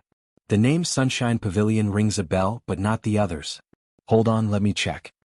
Yen Hai disappeared while Wang Wei spent the next few seconds thinking about scandalous scenarios in which his ancestor learned about the Sunshine Pavilion. He doubted they were true, but it was fun to sully her name in his mind. Of course, even if the world were to collapse, he would never reveal to anyone what devious thing his mind was cooking. Yen Hai's face appeared, holding a scroll. She read it for a few seconds before a realization dawned on her. Oh, it's Lu Chuntao, or the Boulder Serpent Empress. Has she changed her name again? You know her? Yes, she's from my era, Yen Hai nodded. Are you going to deal with her? You should be extra careful. As a matter of fact, I recommend you don't in your current state. She's that formidable? Wang Wei asked. Can you tell me more? I don't really know much since my interactions with her were far and few. Is that so? I figured she would be in your woman's support group, Wang Wei stated.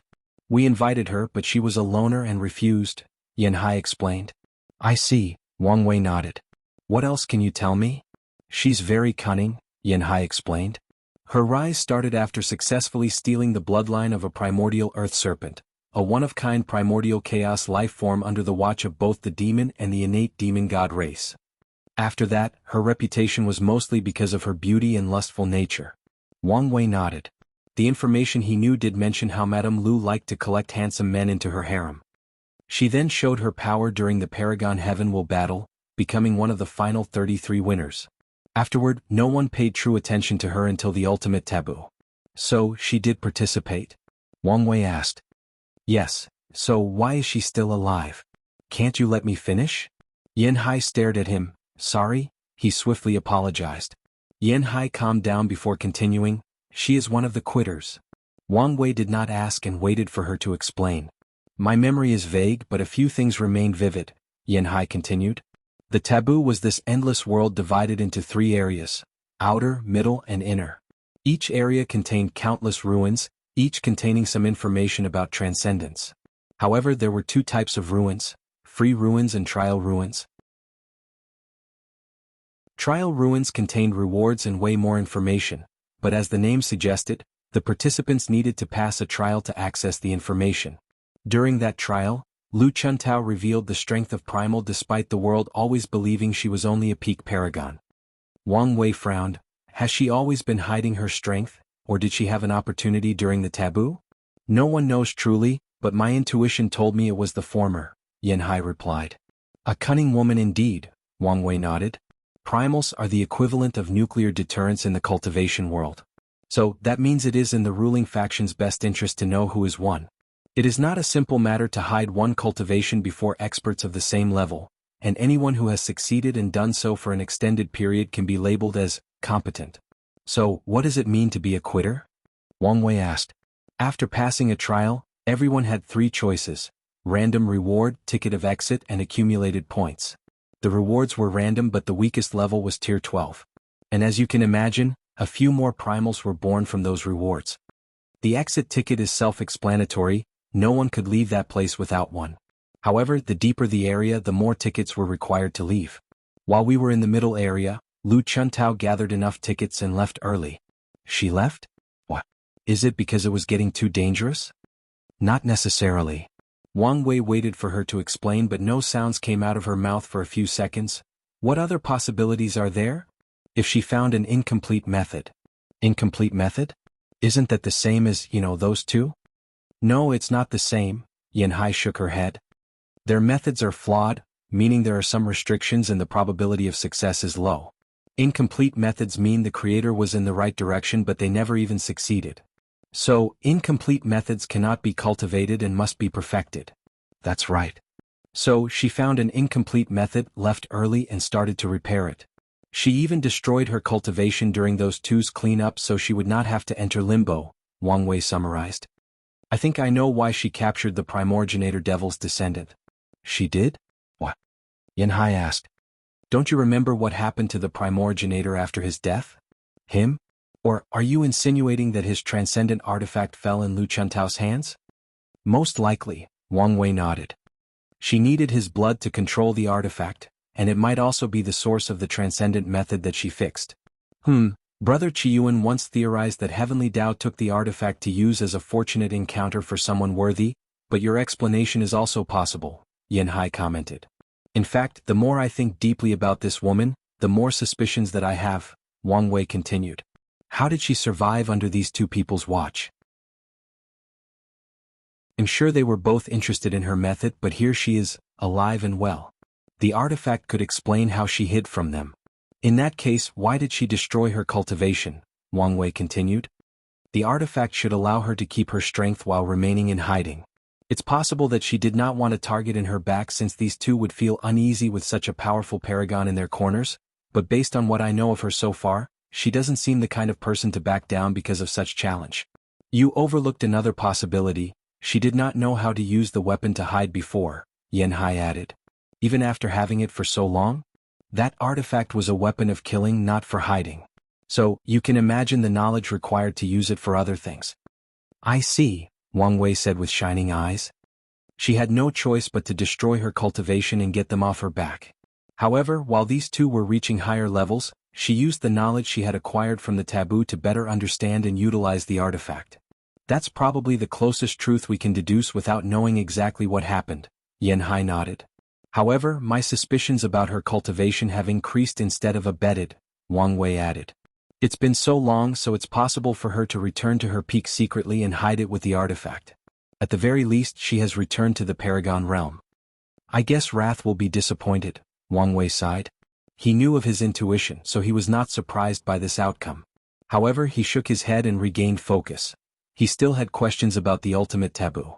Ancestor, what about the other quitters? Wang Wei asked. Lu Chuntao cannot be the only one, right?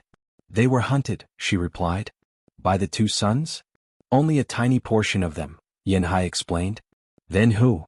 Many cultivators did not have the ball to enter the taboo and waited outside, Yanhai elaborated. They hunted these quitters to take their rewards or methods. So, there are people who did not participate in the events with methods? That's good to know. The number is not as high as you think, Yanhai responded. Only the middle area rewarded incomplete methods, and few people could get their hands on one and get enough tickets to escape. Those capable people will not be killed easily, and that's not to mention no one can pry the information from their souls.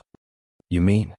There is a powerful restriction on this knowledge, so unless they open their mouth and willingly reveal it, no one can get it from their mind or souls, Yanhai said. Wang Wei nodded.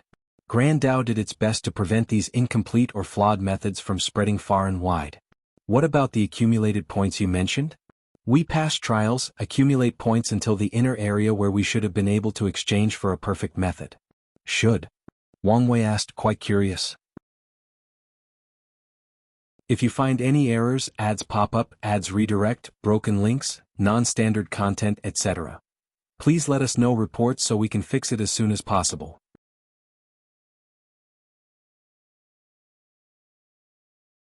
Chapter 1388 2500 Years, Unedited Chapter. Yin Hai showed a look of anger and frustration after hearing these words. That trial was bullshit. Although I don't remember much, I still remember it was nothing but bullshit. Calm down, ancestor, Wang Wei swiftly said. You don't understand, Yin Hai said with gritted teeth.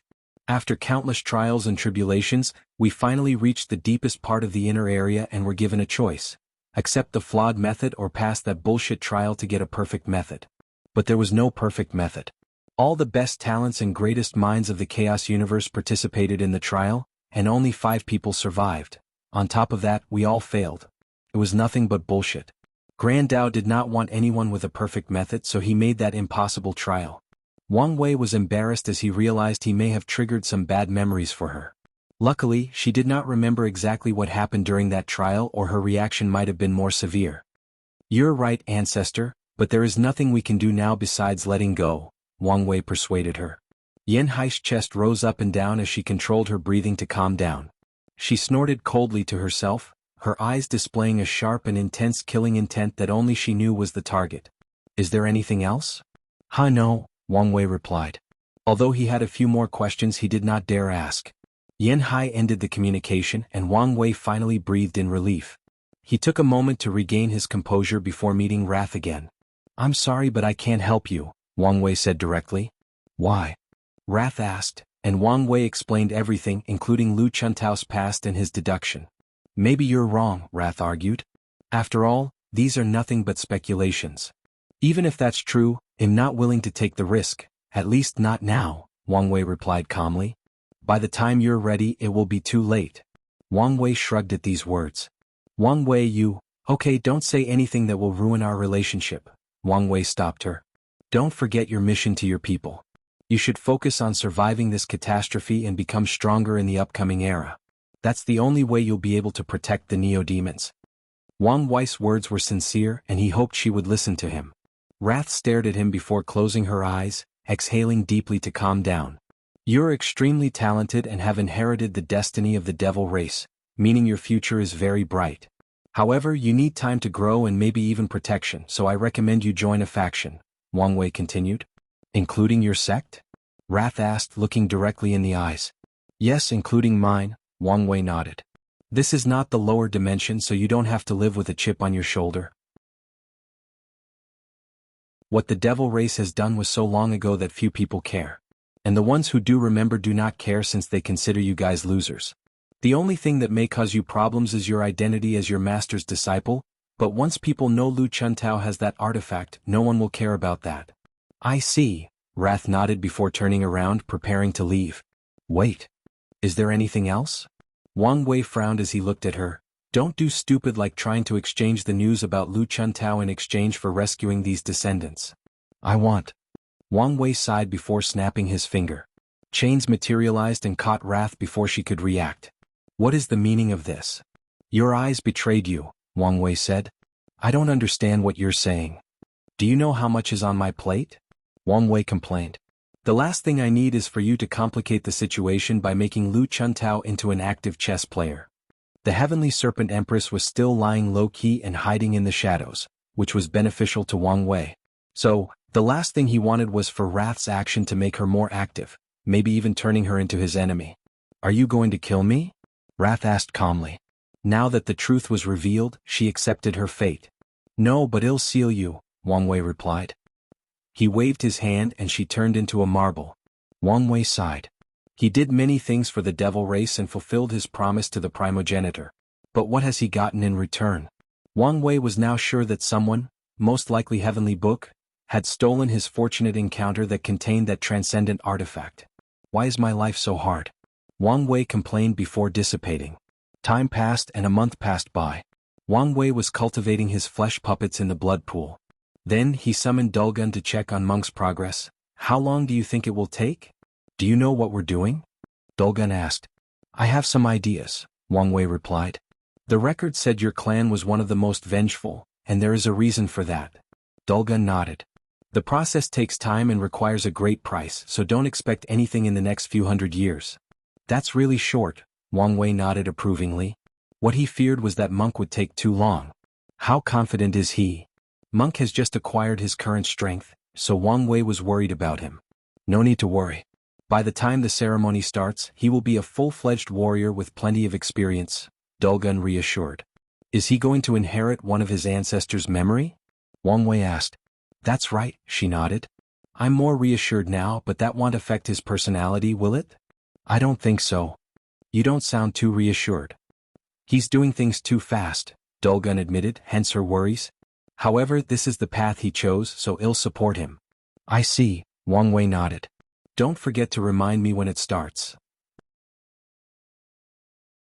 No problem, Dolgun agreed. Oh, one more thing. I've successfully separated 20% of the Heaven Wills from the Blood Dragon's shadow. You did an excellent job, Wang Wei praised. Typically this news would be something to celebrate, but things like Heaven Will are useless in the current era/situation. I would offer you a reward, but you understand. It's fine, Dolgun replied generously. In just a flash, 2,500 years passed. The world was still in chaos as the two major wars continued. The two suns' vessels have disappeared, fighting in the void battlefield and out of sight. Meanwhile, Taoism could barely hold on with support from the Earth Emperor. Undead Phoenix and Five Feathers have had two direct confrontations in the past 2 millennials, but anyone could tell they were testing ground rather than genuine battles. So, those two are ready to fight to the death? That's right, Red Mask reported. Five Feathers' curse has increased drastically after she finished the Heart-Soul Plague 200 years ago, and Undead Phoenix has lost too many people in such a short period. He cannot allow her to grow any more powerful. How did hell did she succeed so fast? And why is this plague so potent? Wang Wei asked. It was okay if she developed a plague that could affect non-immortal cultivators, but the latest news said this plague could even kill immortal sovereigns and Dao monarchs. That's why I'm here, Red Mask reported after a brief silence. Did something happen? Wang Wei asked with a frown. Sage Pure Flame disappeared. What do you mean he disappeared? It appeared the person we captured was a well-made clone, and I couldn't even tell the difference. You're telling me this now? Wang Wei asked with a harsh tone. That's because the clone suddenly disappeared less than a month ago, Red Mask reported. I wanted to recapture or find more information before reporting. Report these kinds of things to me as soon as possible, understood? Yes, sir. Wang Wei massaged his temple as he pondered. Are you saying the Five Feathers Plague is the same as Pure Flame? Not the same, but based on it. Did he give it to her himself? Did they do it voluntarily, or is he someone else's pawn? Something fishy is going on, but I can't wrap my head around it, Wang Wei muttered. How dangerous is this plague? Preliminary analysis is that we should be able to cure it, but it takes time, Red Mask responded truthfully. Time we may not have, Wang Wei rebutted. As expected, after a short peace, everything was rapidly going to shit. According to the original plan, we should have had our people participate in the creation so we could have a cure at hand to prevent it from going out of control. How is that going? I apologize, but something went wrong. Of course it did, Wang Wei complained. What exactly? None of our people participated in the final steps of its creation, Red Mask reported. We know that only Five Feathers and one other individual know the final formula, but we don't even know who that is. If you find any errors, ads pop up, ads redirect, broken links, non-standard content, etc., please let us know reports so we can fix it as soon as possible.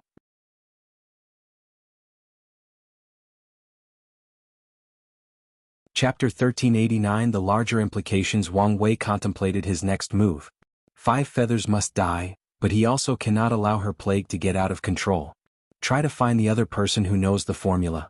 Additionally, have the Curse Master study a sample just in case. I understand, Red Mask nodded. Anything else? Wang Wei asked. We received news of signs of instability in the Great Chu dynasty. You said you received it? Yes, from Lady Sun Junyao. I see. Continue. There are signs that someone is trying to overthrow the Earth Emperor, Red Mask stated. Who? All signs point to the Empress. Her? But that doesn't sound like her personality, Wang Wei added as he remembered the knowledge he had about Xu Ren and his dynasty. When his clone was scheming against his downfall, he considered many possibilities including using his family. That's right, Red Mask nodded. The information stated that someone may be behind the scenes and the Empress is just a discarded pawn. Are they trying to force Xu Ren and the third prince to fight? Wang Wei analyzed. But this tactic is too obvious and shouldn't work, unless we are missing a crucial detail. He stopped as he suddenly remembered something. Did we ever find out why Xu Ren tolerated the third prince? Sadly no. Wang Wei nodded before looking in the distance. Everyone can feel it, he said. A pivotal moment is approaching, and Xu Ren is one of the only open variables left that can intervene and change things. We can't allow this, so let's give him something to do. Lord, what do you need me to do?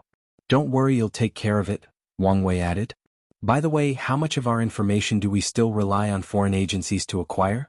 Currently, more than 22% of our most valuable information comes from foreign agencies, with Lady Zunyo's being our primary source, Red Mask reported.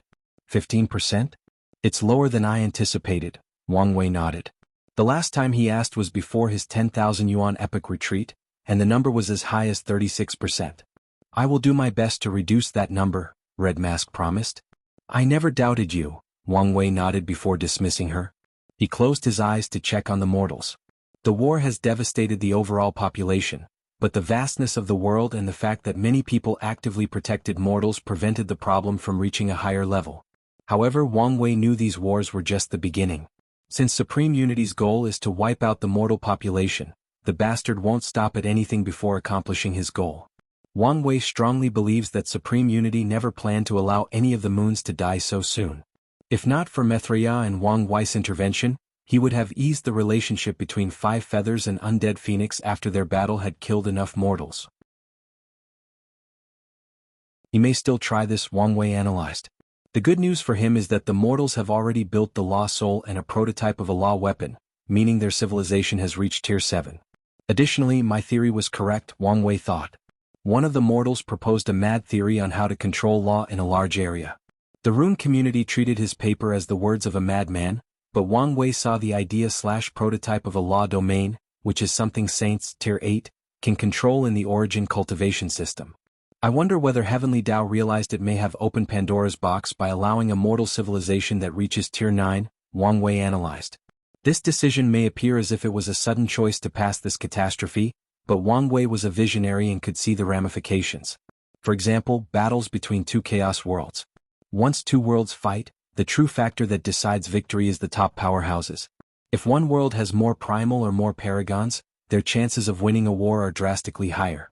However, now, there was another possibility. In the future, the Eternal Ascension world can choose another way of winning. They can send the mortal civilizations to eradicate all the enemy's mortals and cultivators below Tier 10. Everyone knows the weaker cultivators are the backbone of any world, especially during war. They are the group that will eventually grow into emperors, empyreans, paragons and primals. But what if that base is annihilated?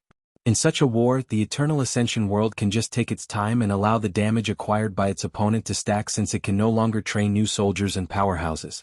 The way war is fought will forever be changed, Wang Wei analyzed.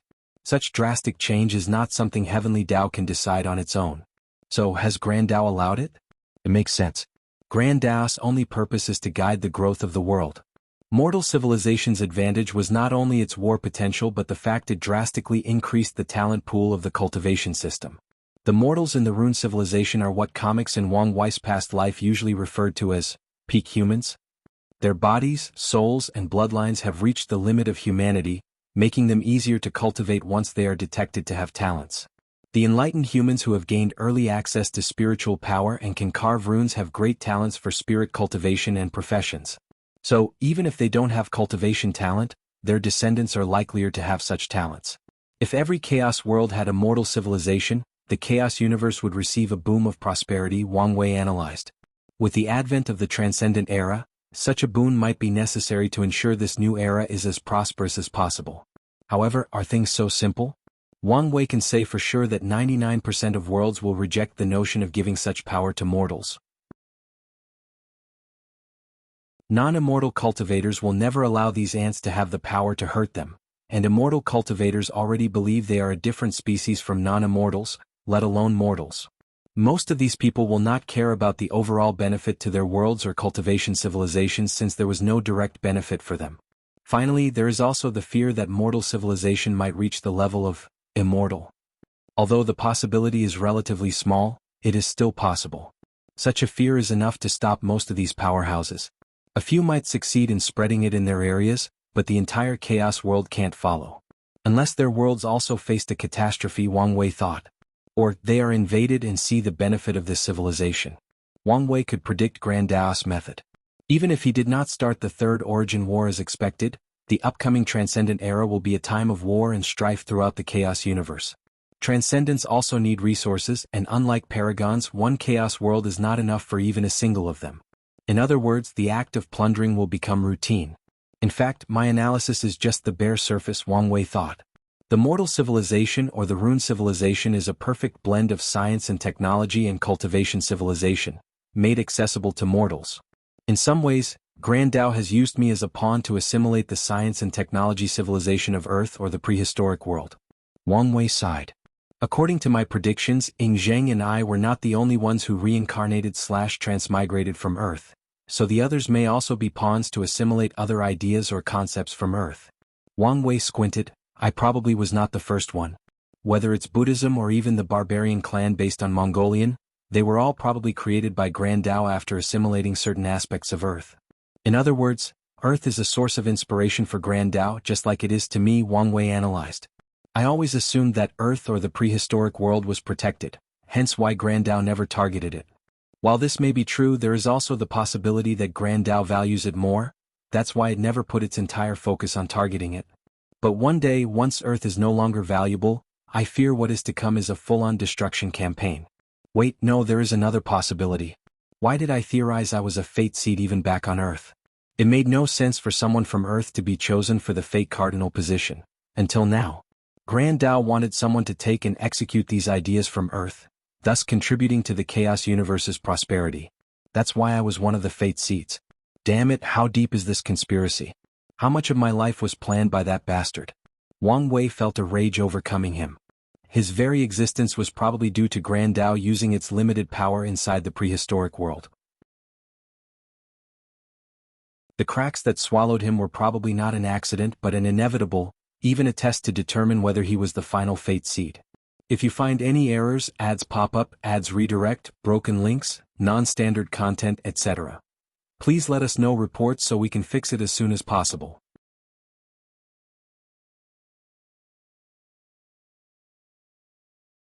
Chapter 1390 Shu Ren's Bright Future. Wang Wei exhaled to calm down. No, things are not as bad as I think, Wang Wei told himself. The moment I started my path to devour these purple orbs, I should have embarked on a path of breaking my fate. Wang Wei was not just saying these words to reassure himself. He had a logical analysis to arrive at this conclusion, and the answer was obvious: Hongjun. No matter how subtle and brilliant Grand Dao's plan was, Hongjun was a transcendent and should have detected some hints. There is no way Hongjun would have helped me if he had any suspicions that I was a fate seed, Wang Wei analyzed. So, what most likely happened was the other fate seeds were taken into the void, and Grand Dao's test was for them to survive for a period before taking them to reincarnation. However, I broke the mold of the test by surviving and turning into this soul monster. This caught Hongjun's attention and he watched over. He was planning something himself and thought I may become a variable, so he invested a little protection and luck blessing. Wang Wei's eyes shine with golden brilliance. I should not be too excited. I may have exceeded Grand Dao's test, but that did not change the fact I was branded with the Fate Seed title. In fact, my excellence meant I was the best choice for the job. He suddenly felt a sense of urgency. He needed to eliminate his status as a Fate Seed. I wanted to wait until I was about to achieve half-step transcendence before asking Grand Dao, but it seems this must be done before becoming a paragon. Additionally, I must prepare in case Grand Dao breaks the rule and refuses to tell me. If there is one lesson Wang Wei learned from previous experience is that he cannot rely on these powerful entities to be competent or keep their word. So, he needed a backup plan in case things went wrong. Wang Wei stopped theorizing and focused on the task at hand, checking on these mortals. He waved his hand and a piece of information manifested in his palm. The rune body is finished, and it's usable to cultivators. This method should reduce the intensity of the war, but I cannot reveal it yet in case Supreme Unity makes countermeasures. He nodded in satisfaction before checking one last time. Most of these mortals were not training in mock battles in the Void Illusion realm to prepare for the upcoming war. Good, Wang Wei nodded. They are developing faster than I anticipated. He looked in the distance while muttering, Monk is ready, so all that's left is to distract Shu Ren. Great Chu Dynasty 33 Nether Hell. Shu Ren sat on a black throne with souls and bones as an aesthetic. His eyes were closed as he checked the situation of this dimension, and the smile on the corner of his mouth showed what kind of mood he was in. Can this work? Shu Ren thought. His Nether Hell rapidly reached the finished stage after using 5 feathers method. Of course, another great contributor was these wars that allowed him to gather trillions upon trillions of souls. As long as I complete it and sacrifice his Nether Hell to the underworld, they should give me the Earth Emperor position, Shu Ren thought excitedly. And even if that doesn't work, my actions should be enough to become a Yama King. Shu Ren's smile deepened as he thought about his bright future. Shu Ren was not stupid and knew what a bleak future awaited him. His chi luck was rapidly decreasing, and a sense of doom loomed over him. Shu Ren knew that even if he survived this catastrophe, 2 fates awaited him, being Supreme Unity's pawn or the Human Emperor's pawn. However, this will be my way out, he analyzed. Either the Earth Emperor or the Yama King positions are enough to survive this catastrophe and escape my fate as a pawn. And that's not mentioning the benefits of strength. Although Shu Ren acted arrogant on the outside, he knew he had long reached the limit of his talent. Even with the world's resources, he could no longer make much progress. However, the destiny of the Earth Emperor or Yama King was enough for him to become a peak paragon, maybe even a primal. And this may not be my limit, Shu Ren thought with shining eyes. Previously he knew his limit, so he never considered achieving such levels, but now, a seed called ambition was growing inside his heart. I need to calm down, Shu Ren reminded himself. The Nether Hell was close to completion but not there yet. But the question is how to perfect it. Do I need to understand Samsara Dao? No, I came so far without it. Maybe I can use more people with Earth Dao, or I could use the more extreme way, fuse enough souls into the place and force it to evolve naturally. These 2 approaches have merits and they can be used simultaneously. The souls required would be astronomical, but luckily this world lacks nothing but souls, Shu Ren thought. However, he always felt there were better ways but he couldn't think of it. Forget it. Maybe it will come to me later on. Shu Ren teleported away, returning to his throne in Great Chu. He did not summon his ministers but only contacted his shadow. Report. Yes, Lord. The shadow knelt on one knee. 2 major things starting with this. He took out a scroll and with a wave the paper flew before Shu Ren. He immediately sneered after reading it. Taoism asked him to participate in this war directly, and this time they were no longer playing around as they directly threatened him. Shu Ren wrote an edict ordering his military director to increase troops and resources to reinforce Taoism. He also asked his ambassador to use any excuse to explain his absence. The issue of soul gathering should be dealt with now, Shu Ren thought, hiding the smile on his face. What's next? The shadow handed him an information talisman. The Empress has committed treason? Shu Ren asked. It seems that some people treat me as stupid. Lord, do you want me to investigate? No need. The shadow looked at him confusingly. It's time for me to deal with my unfilial 3rd son, Shu Ren replied calmly. And they just handed me the perfect reason. Shu Ren sneered. His son has been safe for so long for 2 interconnected reasons. The bastard allied himself with the Great Qin dynasty and successfully schemed to take control of a significant part of his 33 Nether Hell. But now that the thing was about to be complete and Shu Ren saw the hope of escaping his fate, it was time to destroy that annoying pest. His 3rd son has always portrayed himself as filial to his mother, making her the best direction to deal with him. Swish. Shu Ren frowned as he looked at the shadowy figure in the room that appeared out of nowhere. You better have a good reason to interrupt my meeting. Lord, there is an emergency. What is it? Imperial consort Shu Shu has fallen into a coma. What? Shu Ren stood up. His body instinctively released a terrifying aura. What do you mean by this? However, he did not wait for an answer before teleporting to the flawless Phoenix Palace. He saw Shu Shu lying in bed with countless maids around her, most of whom were trembling. What happened here? No one answered him, which riled up Shu Ren even more. He was about to kill someone when the handmaid reacted fast enough by kneeling on the floor. Your Majesty, forgive us, we don't know what happened. The lady was eating her meals when she felt ill. Did someone poison her? I don't think so. I tested the food, even drunk it myself, the head maid swiftly replied. I found no poison. Shu Ren had calmed down somewhat as his divine sense did not detect anything wrong with the food on the table. You better hope this has nothing to do with you, he warned, not hiding his killing intent. Shu Ren approached her, ready to check her current situation. Your Majesty, the primary shadow suddenly appeared before him. Let me do it. This is not the time for your nonsense. In times like these, it's best to be careful, the shadow continued. Get out of the way before I kill you, Shu Ren snapped. Your Majesty, I insist, the shadow replied, his eyes firmer than ever in his life. He was prepared to die, but he could not allow his Majesty to be the one investigating this woman. A scythe manifested behind Shu Ren, ready to annihilate this disobedient subordinate. However, the look in the shadow's eyes made him stop. Yes, this is not the time to act on emotions. He exhaled to calm down before canceling his technique. Go ahead, he ordered. If you find any errors, ads pop up, ads redirect, broken links, non-standard content, etc., please let us know reports so we can fix it as soon as possible.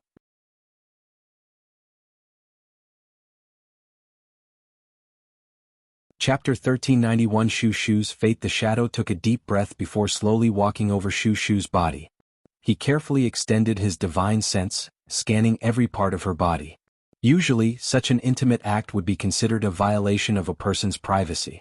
As a subordinate of the emperor, he should never know the body of an imperial consort so vividly unless he was a doctor. However, the situation was different, and since it involved the emperor's body, the shadow had to cross the line. Well? Shu Ren asked after seeing the shadow frown and not uttering a word. Her existence is collapsing, the shadow replied. What? Such a severe injury? Shu Ren asked. The anger he had previously controlled immediately resurfaced. So, someone did get to her? I'm afraid not, the shadow explained. What are you saying? The shadow was quiet. Now you want to be quiet? Shu Ren roared, releasing his killing intent to the shadow again, making him kneel on the ground.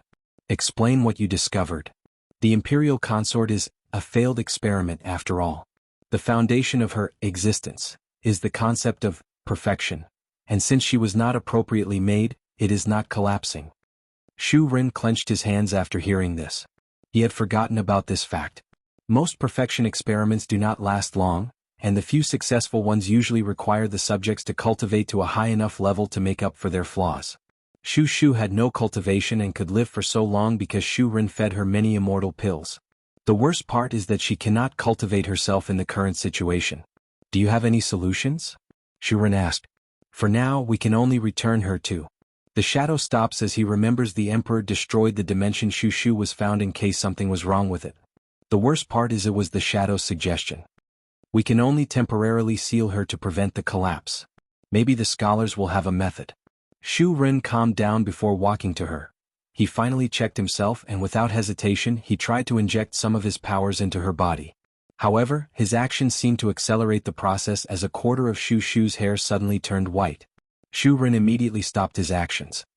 Summon the dynasty's brightest mind. I need an answer before the sun rises, Shu Ren ordered, his gaze not leaving her side. One more thing, the news cannot leave this hall. As you wish, the shadow nodded before summoning a sword. After massacring all the maids present, he summoned these scholars and enlightened beings. Under the threat of death, these scholars gave Shu Ren two solutions. He sat on his throne, contemplating their words. The first solution was unusable since Shu Ren knew he would lose Shu Shu if he dared show her before Supreme Unity. If he asked Taoism for help, the best scenario was that they would use her to control him, and he would still lose her in the end. Are you sure we don't have any resources for perfection, Dao? Shu Ren asked his Minister of Finance who was in charge of the dynasty's treasury. His Majesty, as I said, these things are rare and we don't have any at hand. But I remember we had a few crystals that contained some essence of perfection. You gifted them to Sun Junyao, the minister replied. Her? Shu Ren's eyes suddenly brightened. Yes, sir. As long as I get my hands on her and refine her blood and soul, I should be able to perfect Shu Shu and save her life. Shu Ren looked at the shadow. It's your job to find her as soon as possible, no matter the price we have to pay.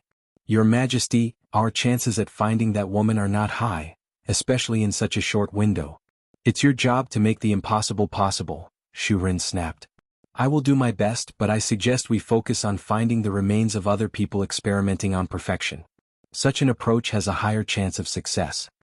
Do both, Shu Ren ordered with a slightly raised voice. He then turned to another team in the meeting. How long will the seal last? The team looked at each other before the leader was forced to step forward and explain. If we are lucky, about 200 years. So little? How can you guys be so useless? Pardon us, Your Majesty, but we have no knowledge about perfection, and this is the best we can do, the leader, a middle-aged man with a thick beard and yellow dress, swiftly answered. He wanted to tell His Majesty that his previous actions drastically shortened the imperial consort's time, but he did not dare. Shu Ren grunted. You said if we were lucky, what about if we're not? Less than 30 years. Are you serious? Shu Ren asked, almost losing control. 30 years might be long for mortals, but for being on his level, it cannot even be compared to seconds. No, time is too short. We need better solutions. Shu Ren looked at these scholars, releasing his killing intent. They immediately knelt on the ground while yelling, Your Majesty, we have tried our best. It's not enough, Shu Ren replied coldly. Give me solutions or die. We have no more solutions. However, Shu Ren ignored them while slowly increasing the pressure. To say the tension in the room was palpable is an understatement. Finally, one scholar desperately yelled, We can try to let her cultivate. Stop speaking nonsense, the others yelled. This might be the only choice, the scholar argued. The others wanted to kill this bastard since his words could get all of them killed. Bastard, how is that a solution? No one in this world can cultivate, so unless you've suddenly surpassed the two suns, shut the hell up. We can ask Taoism for an exception. And you think they will agree? They might. Bastard, you're going to get us killed. Big Nose Chin, if I die, I will curse all 18 generations of your ancestors. You. Silence. Shu Ren yelled. He pondered briefly. Taoism has been asking for cooperation, so he might ask them for this favor in return. The issue is hiding Shu Shu under their watch while using this favor. This might work, Shu Ren muttered. Your Majesty, it won't work, said another scholar. What do you mean? We considered this possibility, even theorizing using a battle technique that temporarily increases her fleshly body to stabilize the situation, the scholar explained, and Shu Ren nodded. He knew the lock's cultivation restrictions had a flaw, involving boosting techniques or battle skills.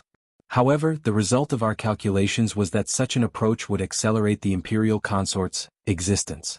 In fact, any attempts to heal her that do not involve perfection will only bring her harm. Shu Ren's face contorted out of sheer anger. He looked at Big Nose Chin. So, you lied to me? I. Big Nose Chin stuttered. He only said these words to buy them enough time to survive today's events. At worst, he could take this opportunity to escape. Big Nose Chin tried his hardest to find an explanation, but Shu Ren did not give him the chance. His body exploded into a blood pool, splurging the throne room. A few bold people with enough status blocked the blood with an invisible shield, but most people did not dare move and allowed their bodies to be stained. Shu Ren slouched on his throne while massaging his temple. Everyone disperse and do what you're supposed to do. He realized killing these scholars wouldn't change his current predicament, so he could only wait for news from his shadow. Shu Ren never left Shu Shu's side waiting for news. A few weeks later, the shadow sent news they had found something, but it was a trial. Sadly, no one could get the information it contained without passing the trial. Shu Ren did not want to waste time, so he tried to use his overwhelming strength to take it forcefully, but the thing self-destructed, almost injuring him. After that, he had to be patient. The scholars reviewed the history, trying to find any information about ancient cultivators interested in the path of perfection. Sadly, Time Eater did an excellent job erasing most of history, making Shu Ren regret not keeping more records. He considered getting the information from these ancient lineages, but he dared not invade their sect without backing from the others. Shu Ren's luck seems to have run out as Shu Shu's collapse accelerated, meaning he did not even have 200 years. 15 years passed, and just as she was about to die and Shu Ren was about to become mad, Shadow brought him good news. What good news? Hurry and hand it over, Shu Ren said as soon as he teleported to their meeting room. However, the Shadow hesitated. What is it? Is there something wrong with what you found? It seems too coincidental, the Shadow replied. If you find any errors, ads pop up, ads redirect, broken links, non-standard content, etc., Please let us know reports so we can fix it as soon as possible.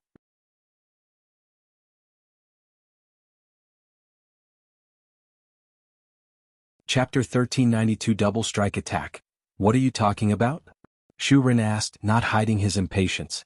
Your Majesty, all I'm saying is to consider why we suddenly discovered this thing at the last minute while you're desperate. I don't have time for your nonsense. Hand it over. Your Majesty, Shu Ren waved his hand, and the shadow rushed to him without any resistance. The Earth Emperor held him by the neck, his eyes red with intense killing intent. You've tried my patience long enough. So, while I still have the last bit of respect for all your years of service, do as I say before I massacre you and everyone you love. I understand. The shadow handed him a talisman, and Shu Ren immediately received the information. The talisman painted a generic story. A paragon once became obsessed with the concept of perfection and dabbled in the subject. The result was a flawed product, but like a cliché romance novel, the creator fell in love with its creation.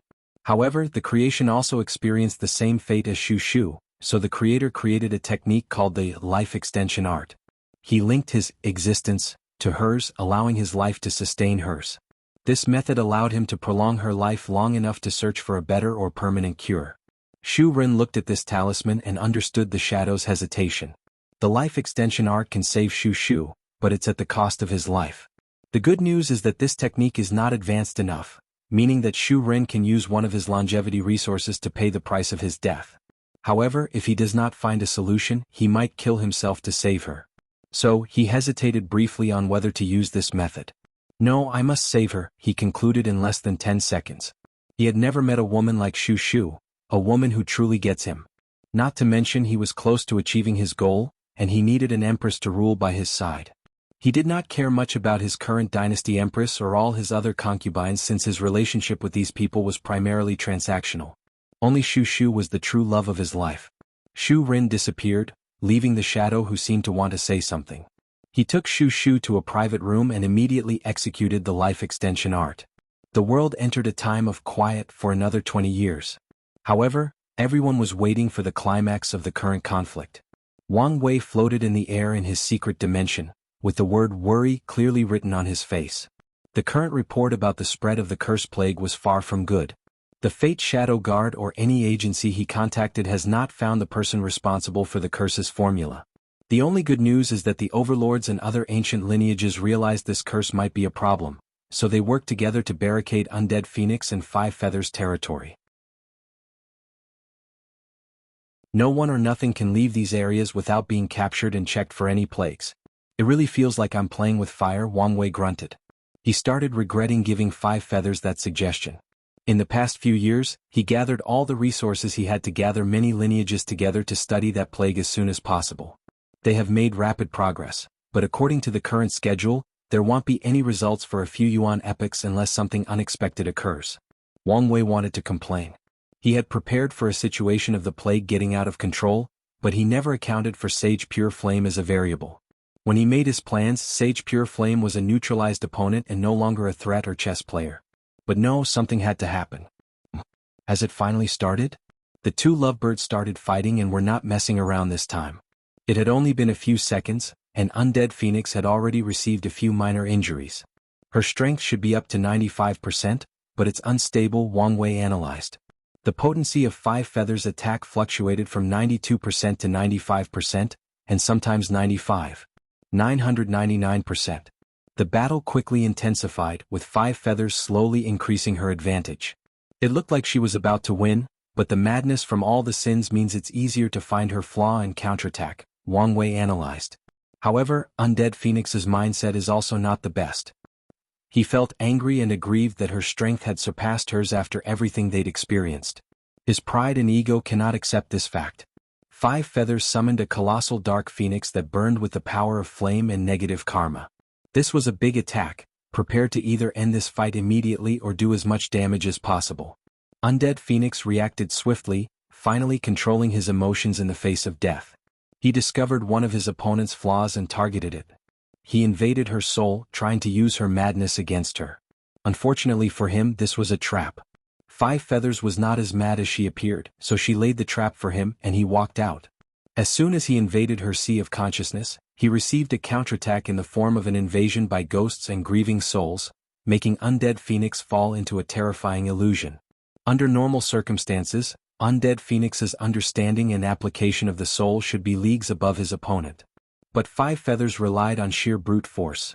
She bombarded him with enough souls and grievances that even Undead Phoenix could not respond in time. Everyone thought they were about to witness the first climax of this war as they watched that Dark Phoenix envelop Undead Phoenix.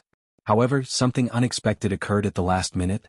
Sounds of chantings and drums echoed between heaven and earth, followed by a projection of a temple. Then Undead Phoenix disappeared.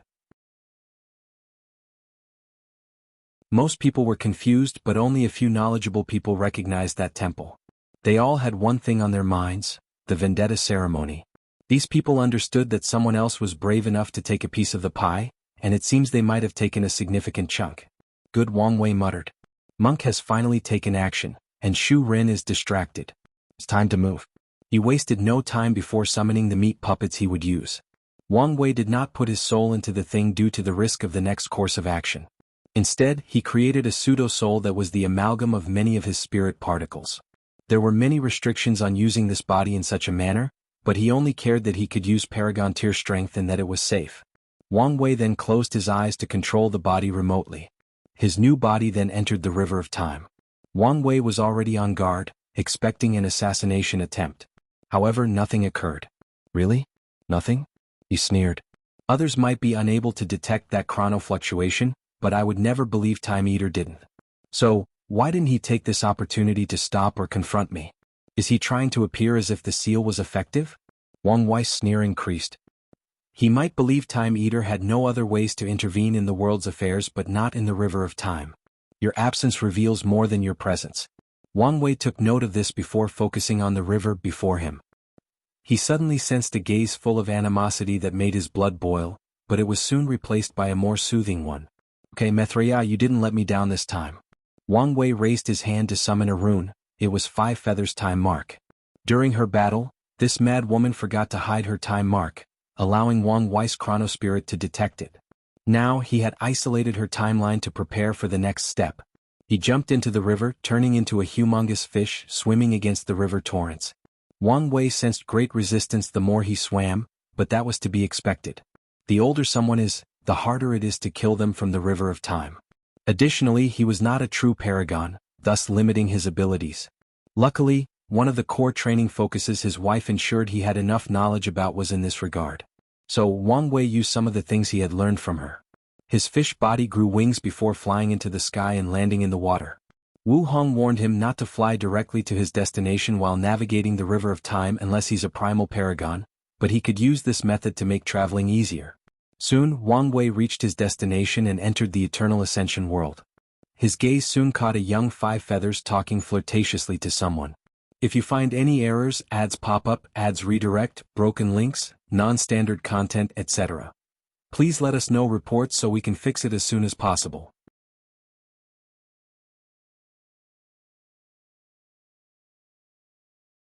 Chapter 1393 The Secrets of the Infinite Trichiliocosm, unedited chapter.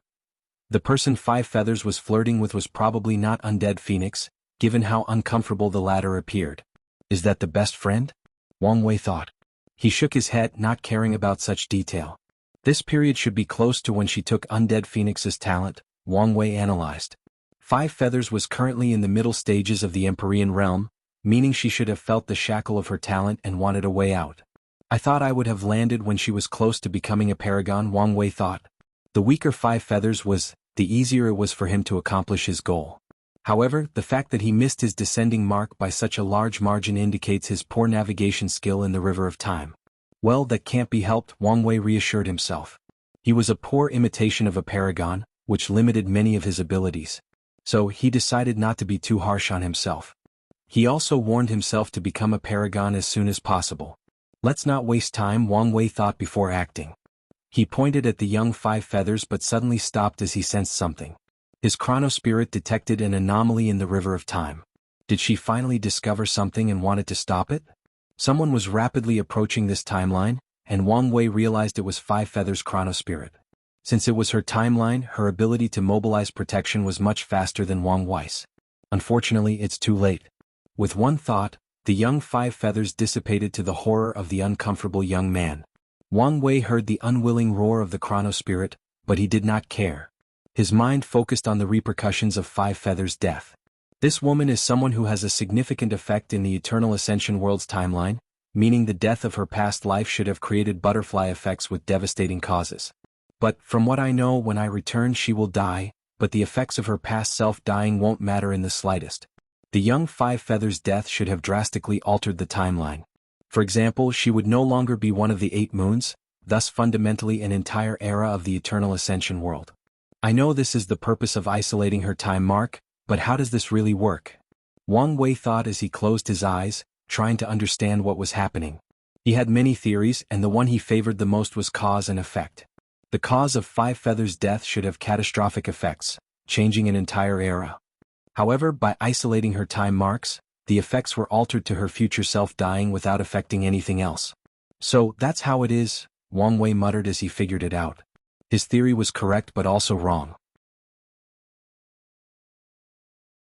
This process involved cause and effect, but Heavenly Tao or Grand Tao did not directly overwrite causality to make these deaths make sense.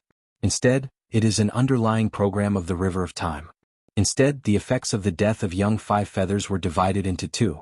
The first part, which involved changing an entire era and countless lives, was transferred by creating another timeline. Then, the second part, which involved the death of her future self, was transferred to the primordial timeline. In simple terms, another timeline bore the drastic effects, while the primordial timeline was responsible for a minor part. A brilliant design, Wang Wei praised as this epiphany increased his understanding of Time Tao and the River of Time. Was this Grand Taoist design or something else it borrowed from Earth?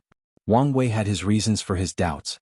A multiverse is defined as countless universes with lives and different rules, societies, cultures, etc. That also means that the composition of the chaos universe with countless chaos worlds is a form of the multiverse. Since the chaos universe was already a multiverse, why was there a need for the infinite Trichiliocosm with parallel timelines?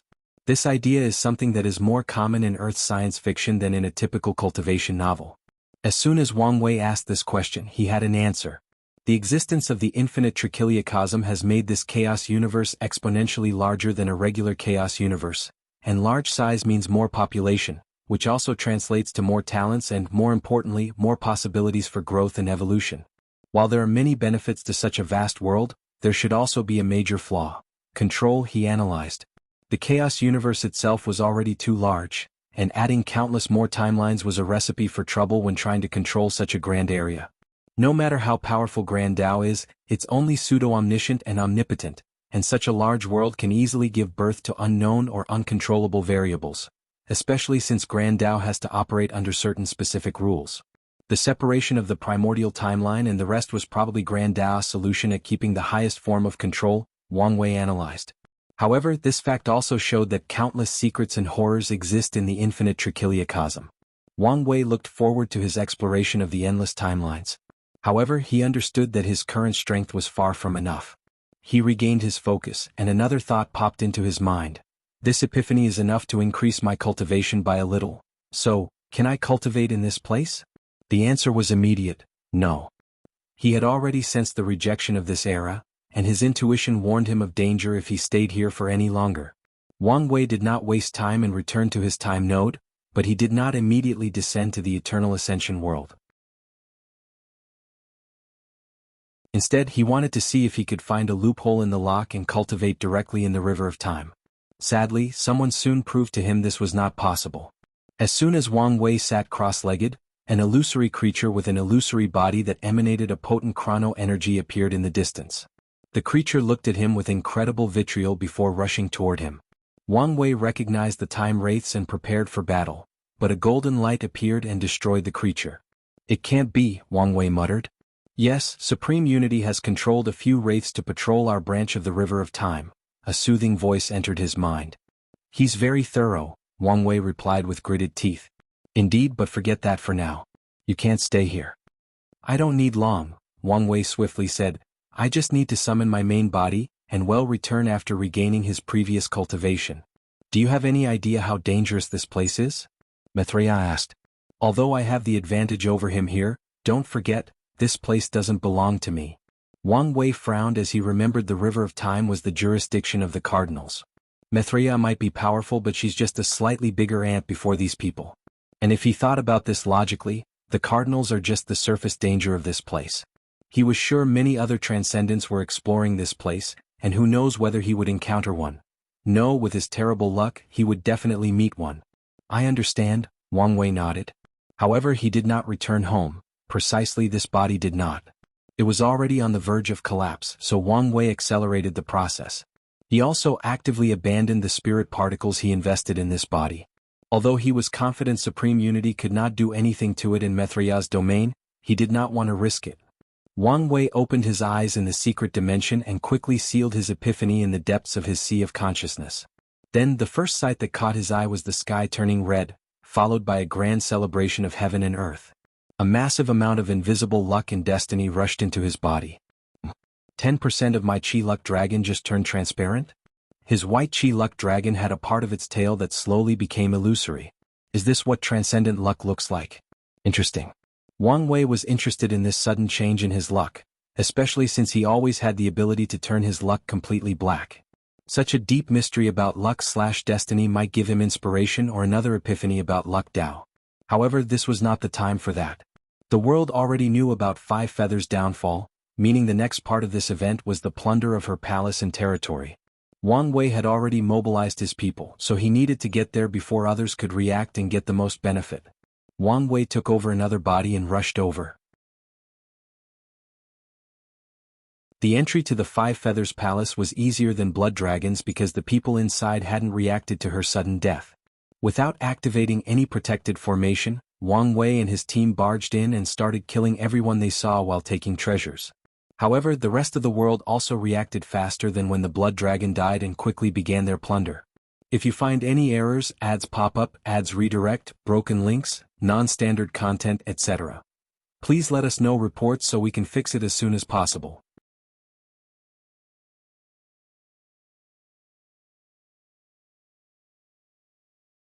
Chapter 1394 The Vendetta Ceremony. Undead Phoenix looked around him. He was now in an endless white space, with illusory temples floating above his head and a constant drumming sound. Where am I? Welcome to the Vendetta Ceremony, Monk said as he appeared before him, wearing nothing but pants. Usually, warriors participating in this ceremony would wear full armor, but he opted for this simple and rudimentary approach. It's you, Undead Phoenix. What have you done? I'm sure you've heard of our ceremony. Isn't that one of the reasons the Earth Emperor tried so hard to find excuses to pursue us? I'm sure you discussed this and probably Time Eater instigated it in the first place. Undead Phoenix was quiet since Monk was correct. The barbarian race was long deemed too much of a threat because of many of their weird ceremonies, so Time Eater tasked them to deal with them. Ultimately, the Earth Emperor accepted the task as he thought they would make a great addition to his dynasty. Do you think you can defeat me? Undead Phoenix sneered. Even with my injuries, you're still no match for me. No need to worry about that, Monk replied. Do you know the price for using the Vendetta ceremony? 20% of our clan's luck, Monk replied without giving him a chance to answer. That's why we rarely use it unless we have a true vendetta or facing a life-and-death foe. However, people do not know that if we sacrifice an additional 10% in the ceremony, we can lower the enemy's cultivation to the same as their challengers. Although this does not apply to primal paragons, the effects are still wonderful. Undead Phoenix's face turned ugly. Could he defeat Monk while in the same cultivation realm? He was not confident in himself. What? Feeling unconfident? Monk mocked. I thought your hobby was to play and torture geniuses. Could it be that you can only bully people weaker than you? You. Wang Wei once said something about you that I remember to this day. He said you either die as a hero or live long enough to become the villain. These words perfectly summarize your life story, doesn't it? Regardless, it is still sad. Are you looking down on me? Undead Phoenix asked with gritted teeth. Of course I am, Monk replied. A genius like you should have had a bright future. In fact, it's obvious you're in the current situation out of your own doing. My own doing? If not that bitch, that's not what I mean, Monk cut him off. Some people might blame you for not seeing her true self, but I understand that love is blind. I believe most people who genuinely love someone could experience the same fate as you. Your failure was not falling in love or giving your heart to the wrong person. Your failure was how you reacted afterward. Despite a severe foundation, you did the impossible and became a paragon. Couldn't you have just killed her and taken back what she stole from you? By then, she would have just become one of the many catastrophes you overcame in your long and prosperous cultivation journey. Do you think I didn't try? Undead Phoenix snapped back. By the time I had the strength, she was already the darling of the Phoenix clan, fully under their wings. When they realized she was a fraud, they still protected her as long as she never left her clan. What about your time in the Moon Council? The Suns prevented infighting and Time Eater encouraged balancing each other. Undead Phoenix justified himself. All I'm hearing are excuses, Monk replied. You had plenty of opportunities during your time at the Moon Council, especially in the early period when the Suns were still experiencing their transformation. With a little bit of caution, you could have killed her swiftly and run away. However, the damage she did to you was more than physical. You became cautious and timid, always waiting for the right time to strike, but that time never came. Then, the power of the Moon Council further corroded your fighting spirit to the point of almost destroying your hatred for her. The next step was simple to deduce. You started abusing geniuses as a replacement for her and to deal with the disgust you have for yourself for what you've become. Ultimately, your downfall was because you never overcame the mental strains 5 feathers left on you. Undead Phoenix looked at him with ferocious eyes. If he had the power to kill with his eyes, Monk would have died by now after experiencing all the torture known to the world. Remember this, the Barbarian King said. This is your last chance to leave a positive footnote in history. Although it will only be accompanied by my legend, you can still make your death glorious. And depending on how brilliant my story becomes, history will have something positive to say about you as the first paragon I slaughtered. Undead Phoenix took a deep breath to calm down. Do you have to do this? If you die, your clan will lose 30% of their luck. Such a blow in such a chaotic time is enough to wipe them off. Your words cannot affect me mentally, Monk replied calmly. He had enough confidence in his victory, and the reward was all of Undead Phoenix's luck and destiny. Yes, dying in this ceremony is true death and no longevity resources can help. But, we have reached this point and you're still trying to weasel your way out of it, Monk said. It is not happening. Remember what I said, this is your last chance. Burn your last glory and return to the genius you once were, and give me a legendary battle for the history books. Monk's eyes turned red, and his body released a similar aura. However, it was not his previous aura of intimidation and kingly atmosphere. His aura was more barbaric, savage, and cruel. It was like he was another person, like he was the embodiment of the god of war. Wang Wei arrived before a broken door and immediately frowned. Wang Qi and Dulgun flew over, and their expression already told him what had happened. It's gone? He asked. Yes, someone already got to it, Wang Qi nodded. 2 people to be exact, Dulgun added. They fought briefly before separating. It's a shame we couldn't get the treasure, but I got my hands on 5 Fetterher's person space, so that's more than enough, Wang Wei nodded. Let's reunite with the others before separating. Switch. Red Mask's projection appeared in the room. What's the result? Someone invaded their orb while we were taking the information, she reported. We fought, and our guard could only keep half. Red Mask did not hide her annoyance at the Lord. If not for his order to not show up with her actual body, they would not have suffered such humiliation. Do you know who they were? All the assailants were women and had a unique aura, so they were either from Lady Sun Junyao or Sunshine Pavilion, but I'm betting on the latter since these people refused our offers to share the information. Wang Wei frowned. Forget them for now. Since you arrived first, you should have gotten the information I wanted, right? It wasn't there, Red Mask reported. The first thing our agent did was to use divination to find the location of the plague's formula, but no matter what technique we used, the answer was negative. I didn't want to leave any stone unturned, so I searched manually, but there is a high chance that 5 Feathers never recorded the plague curse formula. In other words, I still have to clean up the mess left behind. Well, technically speaking, the mess I created, Wang Wei groaned. There is some good news, Wang Qi added. We've captured several professionals, including many curse masters who worked on the plague. That is better than nothing, Wang Wei nodded. He had his people participate in the creation, so he understood most of the plague except for the last formula that made it so deadly. All right, everyone can disperse. Remember to move the coordinates of your mortal civilization base. The last thing we need now is for them to be discovered by anyone. Yes, sir. One more thing. If nothing unexpected occurs, Undead Phoenix should also be dead. There is no need to participate in the plunder. Wang Qi was briefly silent before saying, "I'll relay your orders." "Thank you," Dulgun bowed. "We're allies, aren't we?" "Don't worry. The barbarian clan always treats its friend with the utmost sincerity." Wang Wei waved his hand before leaving. He, of course, covered his track. Back at his sanctum, he summoned the most remarkable find of this plundering, a green ring with designs of tree barks. A ring made from the main branch of a life source tree. "It should have fallen from Five Feathers' hand as she disappeared," Wang Wei commented. This ring was a third-level longevity ring, meaning he now had an extra life. Although this ring was probably useless before transcendent entities, its existence allowed him to be bolder in many of his operations. If you find any errors, ads pop up, ads redirect, broken links, non-standard content, etc., please let us know reports so we can fix it as soon as possible.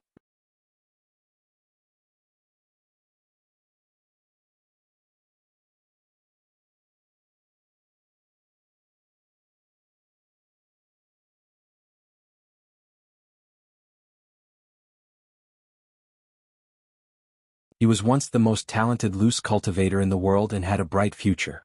But after losing his talent, everything went wrong. He made bad decisions after another, slowly turning him into a monster. There is no point in regretting now, Undead Phoenix thought. The past was the past and he could not make amends or change it. He slowly stood up while looking at Monk. "You were right. About everything," Undead Phoenix continued. "I became what I am today because of my choices. It's good that you understand, but it's too late. You're right, but not entirely." "Oh. You were also right about my death," Undead Phoenix added. "Since this will be my last battle, it must be memorable." Monk squinted before grinning. "I finally see the spirit of a heaven chosen from your eyes. Death is the ultimate clarity, isn't it?" Undead Phoenix responded before raising his right hand to condense a white flame. His eyes moistened as he was lost in his memories. His original Tao was life flame, but he abandoned it for vengeance. White Phoenix mode, the white flame enveloped Undead Phoenix, turning to phoenix wings and a white crown.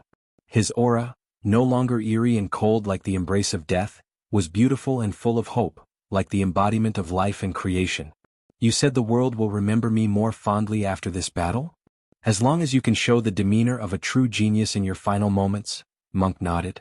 "This also hinges on the fact you will grow to the point of having a true impact on the cultivation world." "I'm confident." "Good. I hope you're not just boasting." If you find any errors, ads pop up, ads redirect, broken links, non-standard content, etc., please let us know reports so we can fix it as soon as possible.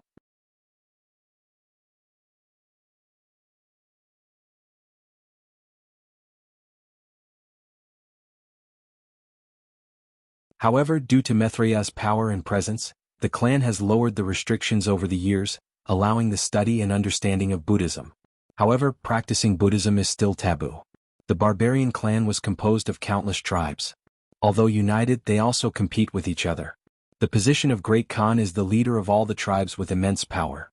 Monk was the next Great Khan of their clan, meaning their future leader. The last thing they would want was for him to have a deep relationship with Buddhism. "The effects of the memories are more severe than I anticipated," Monk explained. "And Buddhism is the fastest way to restrain or eliminate the effect."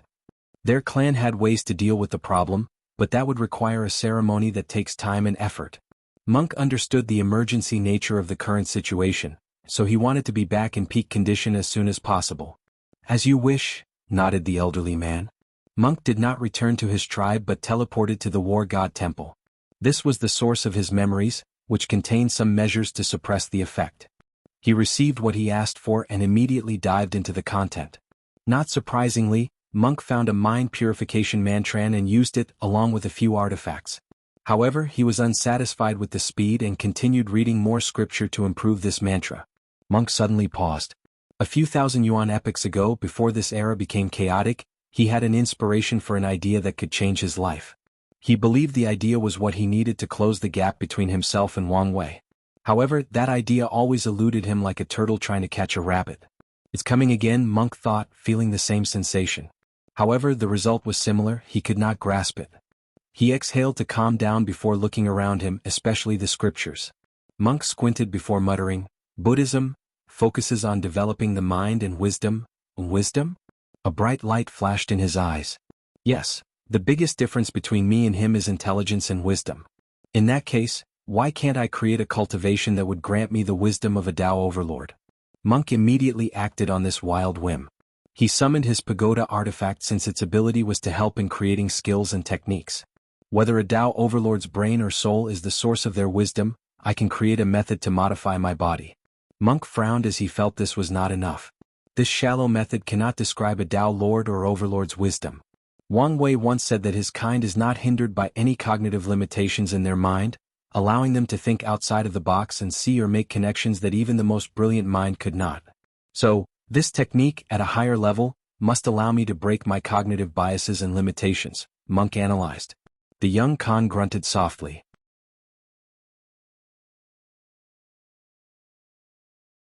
His idea was feasible on paper, but executing it was more complicated than he thought.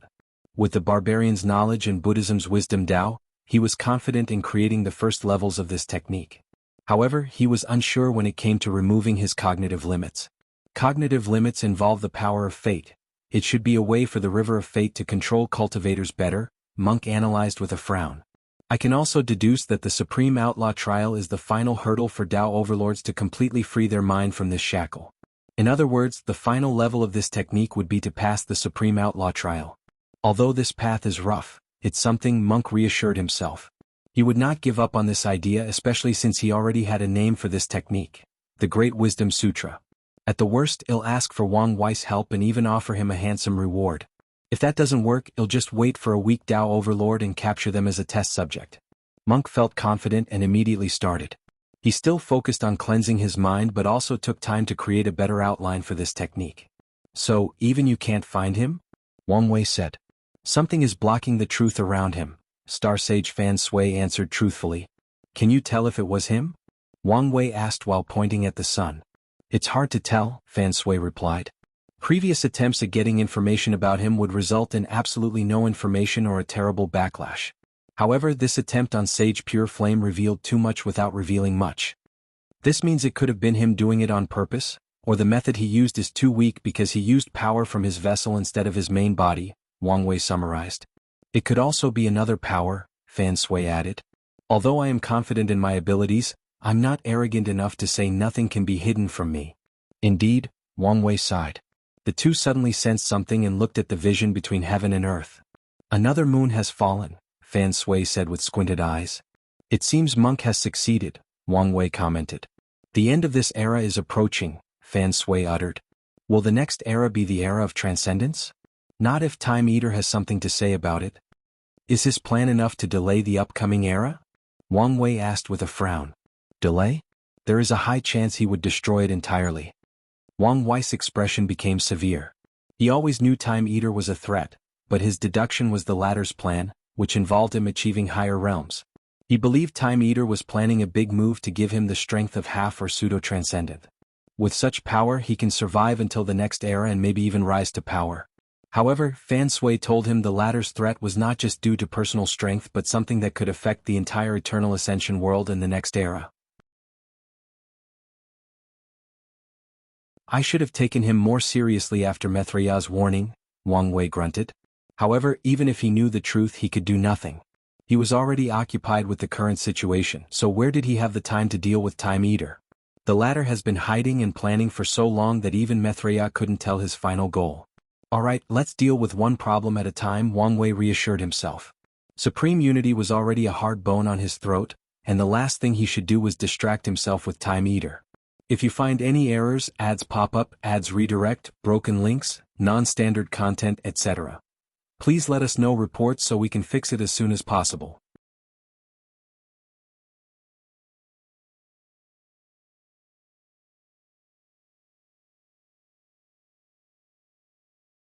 The higher the cultivation, the more agency a cultivator has, but that also means they are more valuable pawns.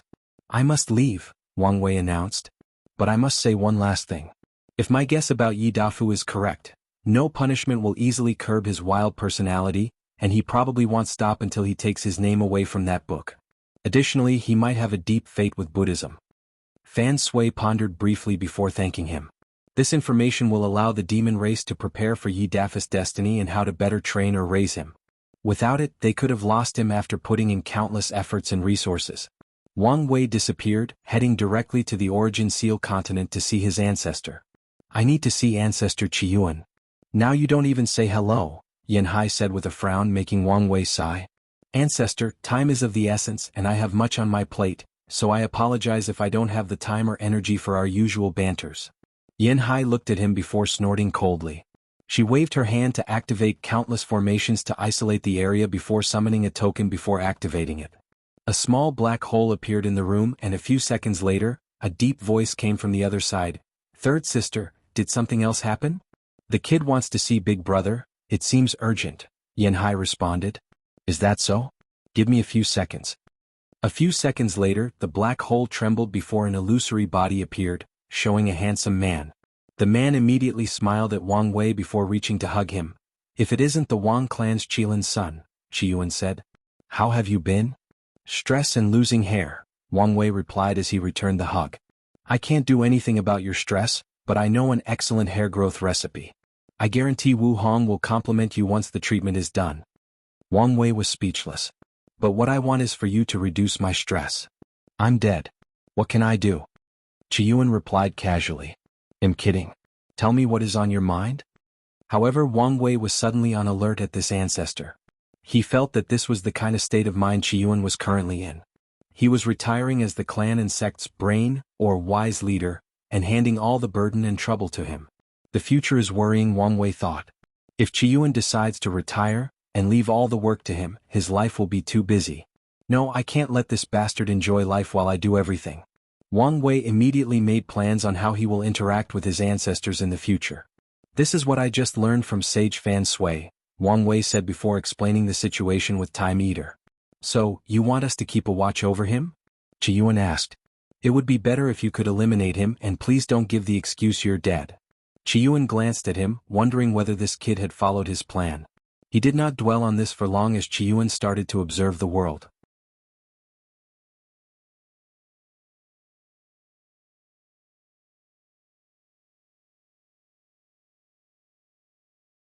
Chapter 1398 Two True Transcendents. What do you think the catastrophe will be? Wang Wei asked. His ancestor was wise and insightful, so he wanted to see if he could get some information or inspiration from him. I know it's related to the River of Time, but I can't deduce what form it will take. My theory is it will be similar to the ultimate taboo, Qiyuan stated. Past, present, and future, all condensed into one place, the Eternal Ascension world. We will have to face powerhouses from past ages like the Essence Age, Lost Age, and maybe as far as the Genesis Age. You can't be serious, Yan Hai stated. Such an event would fundamentally alter the primordial timeline. Grand Tao would never allow this. I agree, Wang Wei added. Not if the Eternal Ascension world is isolated into a time bubble, Qiyuan stated. By then, whatever happens in this world will have a limited effect on the primordial timeline, just like we isolate time marks to erase someone from the past. This still seems far-fetched, Yan Hai stated. I also agree. Where did this come from? Wang Wei asked. He knew what terrifying creatures existed in these ages. According to his theory, Pangu might be the reason the prehistoric world is protected, and he most likely existed in one of these ages. You remember how I predicted that many of these ancient and powerful creatures did not completely die and were waiting for an opportunity to return to the world? Qiyuan asked. Are you saying this catastrophe is their chance? Yan Hai asked. It's one thing if only a few of them wish to return, but if they want a grand event with everyone returning, they'll need a world that is the destiny center of the universe as an anchor. So, they were behind the scenes of the Second Origin War? Wang Wei caught on to what Qiyuan was insinuating. Yes, he nodded. Grand Tao never wanted these flawed methods to become common. So, why did it succeed in the end? These people paid a lot to ensure Grand Tao compromised. So, all the flawed or incomplete methods in the ultimate taboo might have been from these creatures, Wang Wei commented. That also implies that there were many half-step transcendent powerhouses and creatures in the old ages. Wang Wei was slightly shocked by this revelation. He knew some people successfully walked the transcendent paths before the ultimate taboo, but he did not think they were so common. However, as he looked at his ancestors' response, he realized they knew this truth already. It's not new information, Qiyuan said as he saw Wang Wei's look. We even know the Chaos Universe produced 2 true Transcendents. 2 of them? Wang Wei asked with shining eyes. Can you tell me more? No problem, Qiyuan replied. We know the first one appeared in the Genesis Age and it was a strange and unknown creature. According to my analysis, it was relatively easy to become half-step Transcendents, as you called it, and some creatures were probably even born with talents or skills on that level. Then, the first true Transcendent appeared, and Grand Tao saw the benefit of cultivating such a cultivator. It began to encourage all lives to grow and reach that stage. Unfortunately, the creatures in that era were born too powerful and had no motivation to improve. Grand Tao eliminated them and started over. The primordial Chaos Age was the era of Chaos Demon Gods. Powerful creatures were born with great talent and bloodline, but they still had to work hard to improve themselves. Things did not come too easy for them. The Chaos Demon Gods did something terrible, leading to the Lost Age. Whatever happened in that age made Grand Tao realize that not all transcendent paths were good for the universe and started putting restrictions. No wonder everything is so strict now. Our predecessors screwed us. Wang Wei smiled wryly. He shook his head, deciding not to dwell too much on this. The next age should be the Essence Age, right? What happened at that time? That's when the second true Transcendence appeared, Qiyuan stated. We know he was human and a body refiner. However, his ascension did not benefit the Chaos Universe as much as the first. Apparently, his flesh absorbed too much energy from the Chaos Universe for his final sublimation, and the return did not please Grand Tao as much as the first time.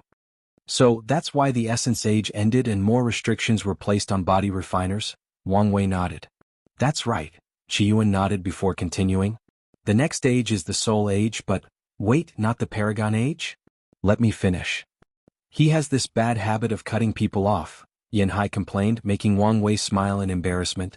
The Soul Age was too short, so most people do not know about it or consider it part of the early parts of the Paragon Age, Qiyuan stated. Wang Wei nodded before listening intently. A genius quickly rose in that age, reaching the level of becoming a true transcendent. However, they failed, and the backlash is why many Chaos worlds have lost their Tier 10 soul path.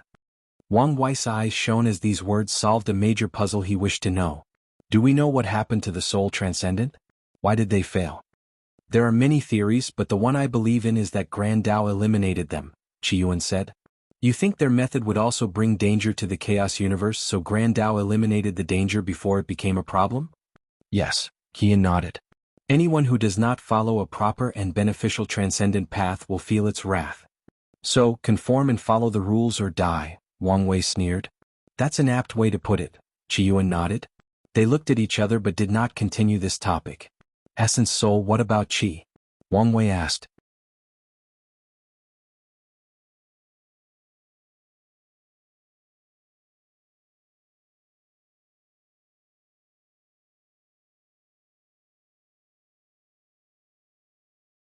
Chapter 1399 On the Precipitous. Wang Wei was in deep thought. Recent events with Mithria taught him that his family and sect may not be reliable in his future transcendent path, and he may have to rely on his wife, Wu Hong. However, Qiyuan's words made him realize he may have learned the wrong lesson in that experiment. The sect's support may not be good for me, Wang Wei thought.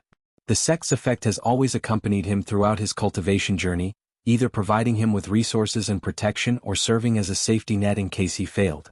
During his transcendent path, the role might be reversed, but if he plays his cards correctly, it may still make his life easier. I'm glad to have your thorough support, Wang Wei nodded. Can you tell me more about the All-Seeing Temple's prophecy? How many people know? And how far has it spread? He was not surprised by this prophecy since Wang Wei had long deduced his transcendent path would terrorize the entire Chaos Universe, hence the confrontation between himself and Grand Tao. Are you worried that others would realize the prophecy is about you? Qiyuan asked. Since you can figure it out, others might also be able to. Or at the very least have their suspicions, Wang Wei said. No need to worry too much about that, Qiyuan said. Did you do something? Yanhai asked. After knowing about the prophecy, I knew I needed to divert the trouble from us. So, when these two first left the world to fight in primordial chaos, I took the risk to contact our people in other chaos worlds, Qiyuan explained. By now, a few people should also meet this description. Everyone knows the Eternal Ascension world will play a significant role in the All-Haven Fate Calamity. Still, it doesn't necessarily have to be the one who created the Mad Emperor. However, when the time comes, these fakes must come to the Eternal Ascension world to play their role better. That's a great approach, Wang Wei said while also feeling his ancestors' care and meticulous mind. But it would be better if we could get a trusted individual to spread another prophecy that fits and contradicts this one. I had the same thought, but I realized we would need someone on Mithraya's level to fool these foreign transcendents, Qiyuan said. True, Wang Wei sighed. Regardless, thank you ancestors.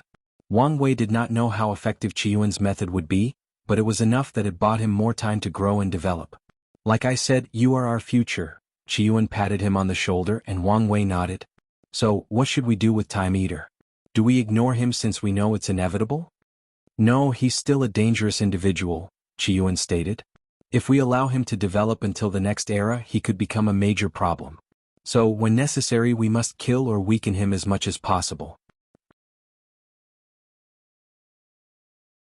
Good, but as I said when this conversation started, I'm too busy dealing with that Taoist traitor and the lock, so someone needs to monitor and deal with him, Wang Wei added. I'll keep an eye out on him, Qiyuan nodded before looking in the distance. Now that we are invisible under his eyes, it's time for us to start acting. Great. The three chatted for a few more seconds before dispersing. Wang Wei returned to his hiding dimension. As he sat on a calming mat, he reviewed every word his ancestors said. He would not just accept their words and check before coming to his own conclusion. I'm afraid Qiyuan's theory might be correct, Wang Wei summarized. I always wondered where Lin Fan's destiny with the Chaos Demon Gods originated, and now I have an answer. Then there is Sun Junyao. Everybody else and I have always thought her perfection originated from Grand Tao, but she might also be the pawn of some creature from the Genesis Age. Wang Wei was still more inclined to believe it was from Grand Tao, but he could not rule out that possibility. Everyone is a pawn of someone else, Wang Wei sighed. This world truly sucks. He shook his head before he suddenly stopped. Wait, I'm Fate and Grand Tao's pawn. My three ancestors seem to be that venerable Trinity's pawn, but what about my future wife? Whose pawn is she? I don't believe such a talented person never caught the eyes of someone else. Besides the time Heavenly Tao manipulated her to create the Hong protection system, it did not appear anyone was manipulating her from the shadows. I don't believe not a single person was interested, so either she has already escaped such a fate, or the person is hiding deep and hasn't shown up yet. This wife of mine seems to have many secrets she hasn't revealed yet. Wang Wei shook his head and decided to have this conversation with her in the future. Now that he was done dealing with all these theories and larger-than-life enemies, it was time for him to return down to earth and deal with the problem in front of him. He waved his hand to summon Red Mask. Lord, she saluted respectfully despite communicating through an image array. Spread a rumor that I will establish a sage council in 100 years to gather all the world's sages to create a solution for the plague curse. Lord, do you want to lure Sage Pure Flame into action? Yes, but I also want to establish the council. I know for a fact that these top lineages must have hidden a few first and maybe even second-level sages. If they could accept my invitation, it may indeed solve the current problem. I understand, Red Mask nodded. Anything else? That's it for now. Wang Wei ended the conversation, remaining alone with his thoughts. If I were in Supreme Unity's shoes, what would I do next? His mind went into deduction mode. Assuming he's the one manipulating Sage Pure Flame and he co-opted my plague idea, the next thing I would do is to make the blood of mortals a cure for the plague. No, not just a cure but a temporary one. With this move, the immortals will now have a reason to target mortals. More importantly, they are desperate. If mortal blood is the only way to save their lives, these immortal sovereigns and Tao rulers will become ruthless to save their life. And if the plague mutates to affect mortals, then the mortals will have no hope. I can't let him slowly plan in the shadows. I need to force him to activate his plans before he's fully prepared. Wang Wei did not waste time and immediately accessed the Void Illusion realm. He modified the core program before putting his plan into action. Then Wang Wei used it to send a message as wide as possible. With the password, Immortal Dream, any cultivator can receive a technique from the Void Illusion realm called Longevity Rune Body, which can increase everyone's lifespan between 12,600 years to 26 million years. Additionally, this technique has other benefits similar to the Source Rune Physique for professionals and a minor increase in talent for other cultivators. Wang Wei knew cultivators' greatest motivation has always been benefit.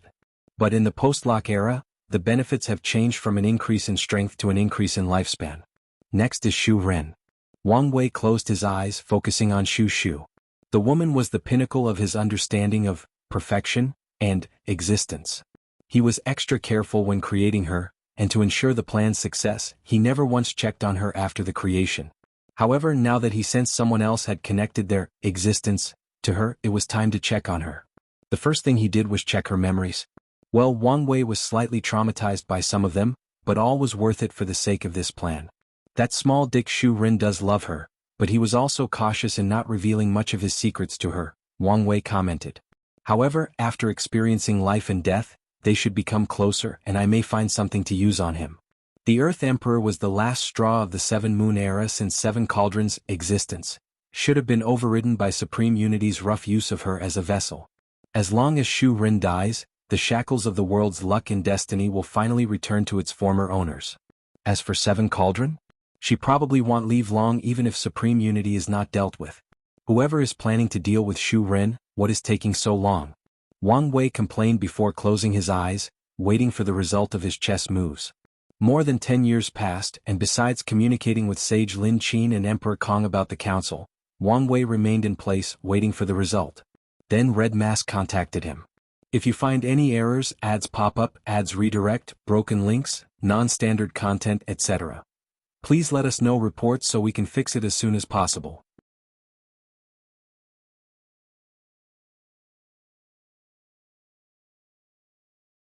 Chapter 1400 Civilization War, Democracy, Unedited Chapter. Your facial expression tells me you're bringing bad news, Wang Wei calmly stated. Not all bad news, Red Mask replied, slightly embarrassed. There is a silver of good news. Start with the bad, Wang Wei sighed. The other lineages have sent news that there are signs of the plague in other territories. Wang Wei sighed deeper. Did someone break through our blockade? All the lineages worked together to ensure the plague only remained in Five Feathers and Undead Phoenix's territory. So far there are no signs of that. So, someone else with the source of the plague spread it elsewhere, Wang Wei commented before sneering. He looked at the sky, the sun specifically. So, this is your doing after all. This mad Taoist has reached the point where he will do anything to kill all life in this world and take complete control over true heavenly Tao. What is the good news you mentioned? Sage Pure Flame has shown up, Red Mask reported. Did you capture him? Wang Wei quickly asked. No, since he seems extra careful, but he has shown up twice now in the past 3 weeks, and each time seems close to a group of cursed individuals, Red Mask reported. Keep a close tab on his whereabouts and capture him no matter the price we must pay. Understand? Yes, Lord.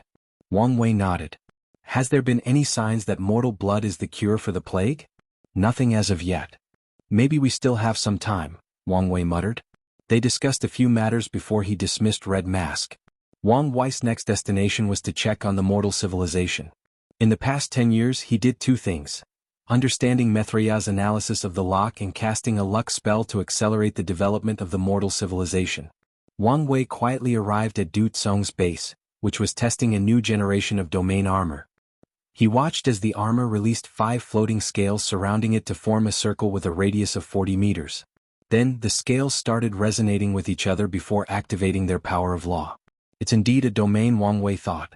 However, this thing was extremely frail, and there was no way it could beat the weakest saint without using countless armor.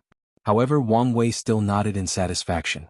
The first version of this technology required the mortals to build 5 enormous law pillars to establish the domain.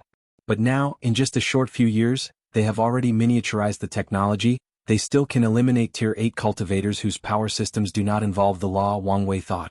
Now that he was satisfied with this group's progress, Wang Wei thought of checking on the others. However, he sensed his communication talisman vibrating, so he checked it. His brow immediately furrowed after seeing the content. So, it finally started, huh? Wang Wei did not waste time sending the information to his allies. A few seconds later, he was at a conference with many representatives from the Overlord factions and other top lineages. They discussed the next battle plan before dispersing this meeting. Wang Wei then summoned all the leaders of the mortal civilization through the Void Illusion realm. Time is precious, so let's get to it, Wang Wei said as soon as he showed up with Jia Ping and the other guardians. He showed them a recording one of his creations sent him. All these leaders then watched in horror as this cultivator with purple pus on their bodies and red eyes massacred a dynasty of more than 50 million people and drank their blood. Then the madness in his eyes faded, and even a few small pus sacs faded away. Whoever recorded this image took the time to ensure it was as detailed as possible. "Heaven has truly forsaken us," said one of the mortal leaders. First, everyone wanted their blood for longevity, and now it appeared to be the cure for the terrible curse/disease spreading in the outside world. "This is not the work of heaven but the result of man's greed," someone else countered. This leader knew more and understood the core of their people's suffering. "Guardian, what should we do now?" Dutsong asked. He felt the atmosphere might suddenly shift to that of depression and nihilism, so he decided to ask a question with a more hopeful tone. "The next course of action is for you to decide," Wang Wei said. He raised his hand to condense a map with countless dots, many of whom were disappearing. Over the years, with the help of his soul network ability and access to the void illusion realm, he created an excellent map of large and middle areas occupied by mortals. The map was not perfect since he categorized any area with a population of less than 500 million as small, but he will do it for now. You have two choices: continue developing until your civilization is fully prepared for this war, or reveal yourself now to rescue as many of your fellow compatriots as possible. Wang Wei paused, leaving his words to simmer. "I won't decide for you in this matter. From now on, all major decisions involving the fate of your civilization will be decided by you." "We must save our people," Sun Longwei immediately yelled. He remembered what the Guardian said. He levied for his people. As such, he would not accept waiting as their fellow compatriot are slaughtered and everyone else gets to live a peaceful and sheltered life. "Don't get excited too quickly," said another leader. "If we can become a Tier 9 civilization before leaving our base, think of how many people we'll be able to save." "Yes, that's right. This is a matter that can affect our entire civilization, so taking a careful approach is best." "If you fear for your life, say so," Du Tsong countered. "You people saw how powerful the law armors were, and by our calculations, cultivators are even more powerful."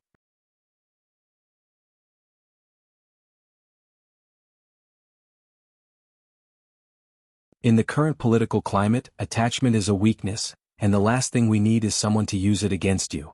"I understand. If you want to one day rebuild your dynasty, I have no issue," Wang Wei continued. "You can even integrate the mortal civilization into your rule. But like I said, don't get too attached to these mortals specifically." "As you wish," Jiaping replied with more light in his eyes. "If you find any errors, ads pop up, ads redirect, broken links, non-standard content, etc., please let us know reports so we can fix it as soon as possible."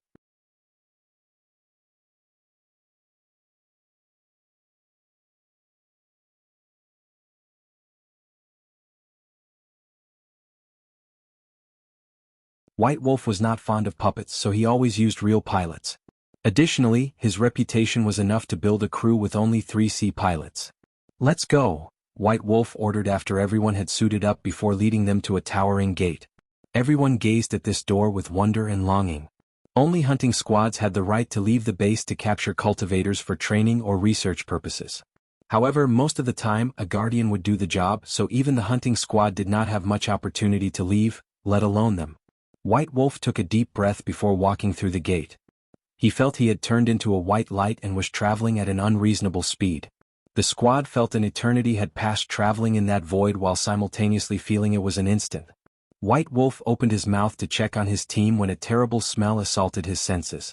This terrible smell, a mixture of blood, urine, fecal matter, vomit, and more importantly intense fear, sent a great shock to his system.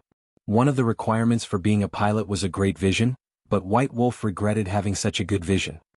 He saw limbs scattered everywhere, followed by bodies of men, women, and children, the despair before their death still on their faces.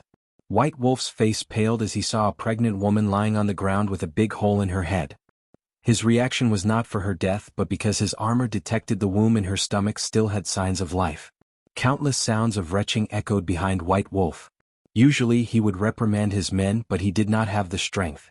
A part of their training was called the cruelty of war, and they saw even worse sights like this in the void illusion realm. However, everyone could compartmentalize these experiences as an illusion and not real. But the one before them was real. All these people are real people and they have genuinely died horribly. "Captain, what should we do?" Blue Flower asked, her face pale under her mask. "Should we start rescuing operations?" Our training said cultivators are destructive, so we must eliminate them before focusing on rescuing survivors. Otherwise even more lives will be lost, said Vice Captain Li Shen. But, Blue Flower said, looking at the child missing his right leg and struggling to survive. Lu Shen is right, White Wolf said, finally regaining his bearing. His wolf-shaped mask looked in the distance while his body released a terrifying killing intent. Deploy. The squad flew toward the high-energy response the armor detected. A child? Asked Lu Shen. The enemy was a child with long white hair, black clothes and red eyes like an animal. A close look revealed purple pus sacs on its arms and neck. Not a child. It should be a cultivation technique that made him look like this, Vice Captain Grindax replied. I was hoping the enemy was from the demon race, Lu Shen commented. Don't have any unnecessary dreams.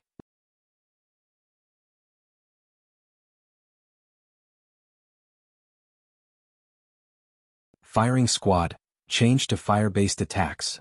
More than 20 members of the 3C squads had fire rune base armor, and then they became the primary link of the formation. Using their runes as resonance, everyone else could now attack with fire spells. The squad opened their palms, preparing to release fireballs. White Wolf cooperated with the team. He did not allow his anger to dictate his actions. He moved out of the way to make more space for the firing squad. If you find any errors, ads pop up, ads redirect, broken links, non-standard content, etc. Please let us know reports so we can fix it as soon as possible.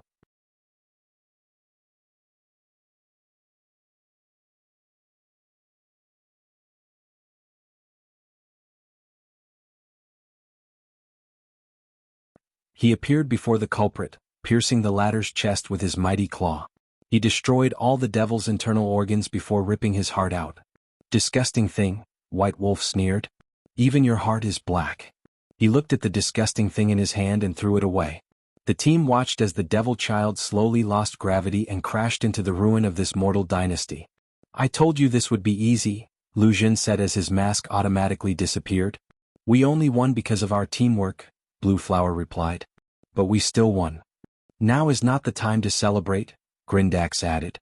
This is just one cultivator among countless. Our work has just started. Grindax is right, White Wolf nodded. Enough chit-chat and immediately start the rescue mission. Aye, Captain, Lu Shen smiled. Now they can finally focus on rescuing as many people as possible. Although this battle was intense and showed the result of their years of training, what is truly important is to save their compatriot. I must thank you, suddenly said an eerie voice that sounded like the combination of 3 or more people. The pilots watched in horror as the devil child got up and looked at them calmly. If not for you almost killing me, I would have never awakened my consciousness, the devil child said, buying himself enough time to use his metal Dao to build metal hearts and other organs. The devil child slowly floated in the air, standing before the team. A group of mortals? Is the source of your strength those armors? Interesting. He smirked before his expression suddenly changed to cruelty and horror. However, you ants actually dare to steal the power of Cultivator? We did not steal anything. This is the power we build with our own 2 hands, Lu Shen snapped back. Don't argue with him, White Wolf ordered. Prepare for battle. So you're their leader? The devil child looked at him. You don't look too impressive. Since we killed you once, we can do it again, White Wolf said calmly. The greatest sin ants can make is not realizing they are ants, the devil child said with a sneer. His injury had reached the point where he could fight at his peak again, meaning he had no more words for these ants. Supreme Sword Strike. The devil child waved his hand to manifest an enormous black sword above the team's head that rang alarm bells in everyone's mind. Use the 5-point array, White Wolf swiftly ordered. The team immediately got into position behind him to resonate all their energy, mind, soul, and runes. They generated a 5-color shield above them, which appeared to have excellent defensive capabilities. However, the devil child only sneered. His gaze shifted to the pilots surrounding him. A white light enveloped the sky in the shape of a perfect circle, followed by countless explosions. It was as if this was a festival, and these explosions were the fireworks. However, those were not fireworks.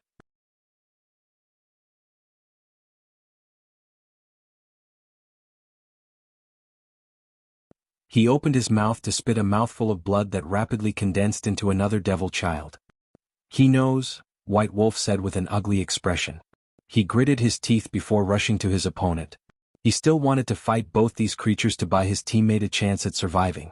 If you find any errors, ads pop up, ads redirect, broken links, non-standard content, etc., please let us know reports so we can fix it as soon as possible.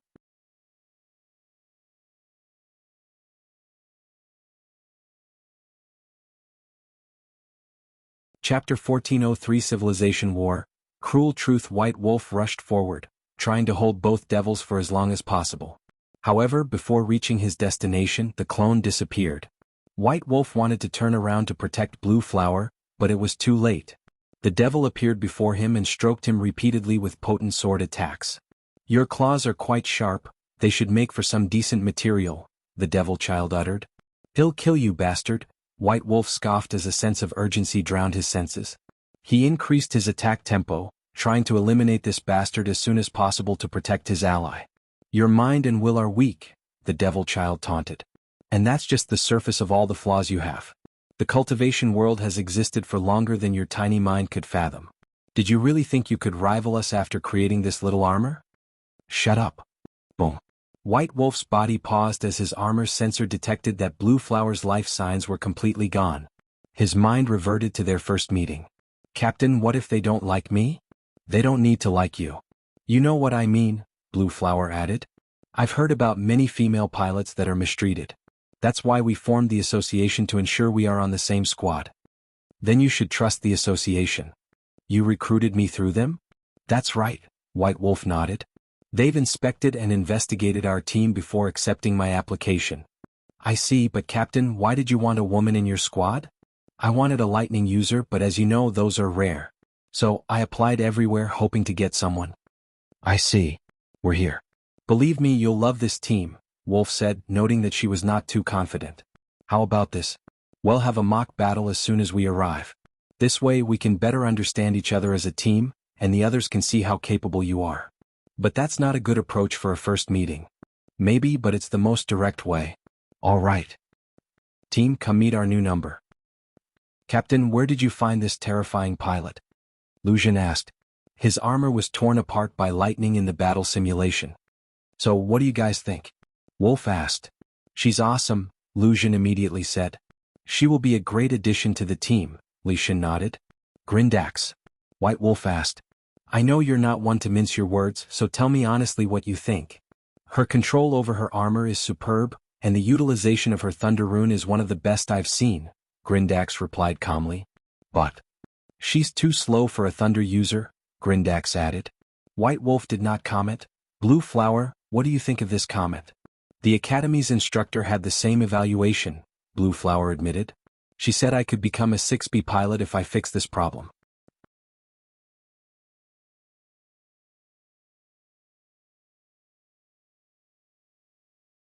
The room was so quiet that even the sound of heavy breathing sounded like a shout. To say this battle was a wake-up call was an understatement. An ordinary cultivator. Everyone looked at the strategist who spoke. That devil child was an ordinary cultivator, not a genius, a heaven chosen, or these monsters with immortal foundation. He was just an ordinary cultivator with good battle experience. His words strengthened the somber atmosphere in the room.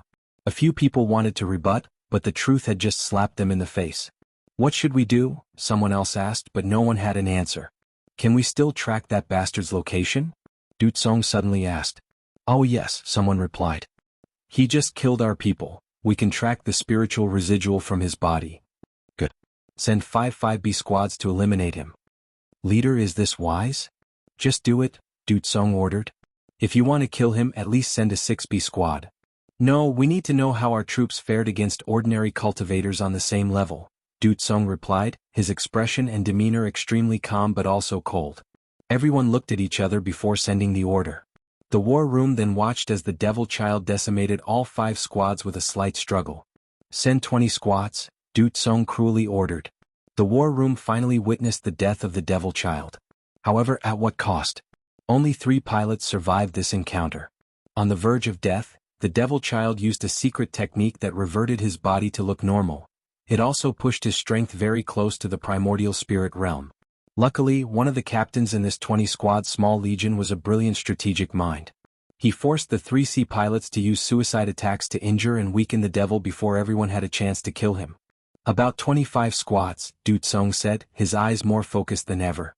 That's about the number of people we need to sacrifice to kill one ordinary cultivator. He allowed his words to marinate. From the beginning we never had a choice, Du Tsong continued. We must save our compatriots on the outside. Our only advantage over cultivators is that we outnumber them by 1 to a trillion. We must use this advantage and throw lives at them to kill as many as possible. The people's faces contorted after hearing these words.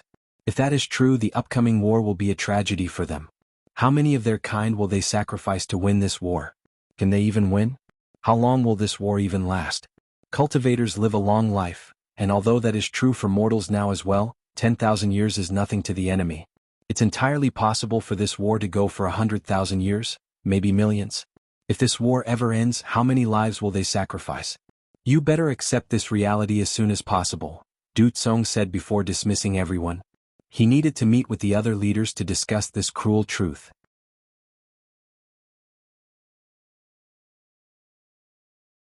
If you find any errors, ads pop up, ads redirect, broken links, non-standard content, etc., please let us know reports so we can fix it as soon as possible.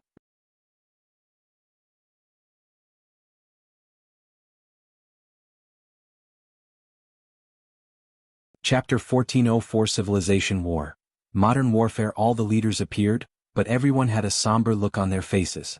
With one look, everyone could guess what the others had experienced and gave a sympathizing look. Let's start by sharing data, one of the leaders said, and everyone agreed. The meeting immediately started with these leaders reviewing the battle experience of all the bases. Although there were a few outliers where one squad was enough for one cultivator, one pilot single-handed killed a cultivator, the overall result was the same for more than 2 million bases. Du Tsong was not the only one who decided to use numbers to eliminate the enemy, so all these leaders realized the bleak future awaiting them. Wang Wei trained them to be compassionate and look out for their fellow compatriots, but now they had the burden of sending these young people to their death. There is some good news, said leader Lang Shi from base number 23456. What did you find? The others knew Lang Shi was excellent at data analysis. Have you noticed that the bases with primary research on puppetry suffered fewer casualties? Lang Shi pointed out. Of course, since they did not have to send their pilots, someone sneered. And what does that tell you? Lang Shi said, rolling his eyes at this man's jealousy. Doesn't he know we are all in this together? Our focus should be building puppets, Du Tsong said. With more puppets, we can reduce the amount of pilots that die. We can probably replace all 3C pilots with puppets, commented another user. 3C pilots are the group that suffered the most significant casualties. That sounds like a good approach. Don't forget that the price of building one puppet is more expensive than building a 3C armor and training a 3C pilot. We can always research ways to reduce the price. Our people's lives are more important. Fair, but what do we do with the 3C pilots and lower? We increase their resources to ensure they become 4B and higher pilots, someone suggested. Those who cannot be promoted can be turned into teachers if they have the talent. As of now, puppets cannot completely replace pilots for many reasons, including costs, cultural acceptance, and more importantly, higher-level puppets require souls and cannot be easily manufactured. Do we need to vote? Someone asked. No need, since we all agreed. Let's do it to make it more formal. But who will supervise this election? The Great Guardian is not here. We should probably elect a representative to lead these meetings. Do we do it now? If so, I want to be the leader. Me too. I don't trust your judgment, so I want to be the leader. What did you say? Don't think I don't remember how bad your grades were when we trained under the Great Guardian. Ew. That was the past. Enough, someone yelled.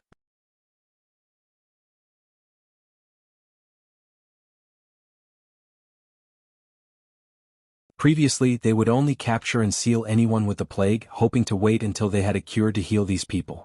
However, as soon as the news spread, they changed their tactics. Wang Wei allowed some small fries to bypass their defensive lines as a test for these mortals. I just need to slowly increase the strength of these cultivators, Wang Wei analyzed. That also means it won't be long before the first confrontation between 7A pilots and law cultivators. Wang Wei waited 3 months until he allowed the first law cultivator to bypass their blockade. During this time, these mortals have fought countless cultivators and created many new tactics. Although more than 50 billion people died in just 3 months, they killed hundreds of cultivators, including many in the primordial spirit realm. Wang Wei calmly watched the battle. The mortals were suffering a devastating loss. The pilot can no longer bear it, Wang Wei commented. The Law Soul was responsible for building the 7A armor, but a pilot was still required. However, even if the armor was designed for mortals to use, not just anyone could control an armor with the power of law embedded in it. 7A pilots are the elite among elites. Their minds have been trained to bear the burden of the law. Unfortunately, their control over the law is subpar compared to a cultivator whose soul is countless times more powerful than theirs. Additionally, the armor designs were flawed as they failed to consider the environment. In the current battle, the repeated use of the law has created an area infested by, well, the power of law. It makes sense since the power of law could be considered the highest form of energy or power, so when one or more people use it in an area, its power will become concentrated. Such a change is nothing to a cultivator with a powerful soul, but the same cannot be said for those 7A pilots. Their frail mind and soul already had to bear such a burden with their armor's law, so this law zone became a nightmare for them. The result was that the squad composed of 20 of the best 7A pilots from all bases were massacred by this one cultivator. The leaders quickly gathered to find the source of the problem before coming up with solutions. They summoned their best rune engravers and armor makers to attend the meeting.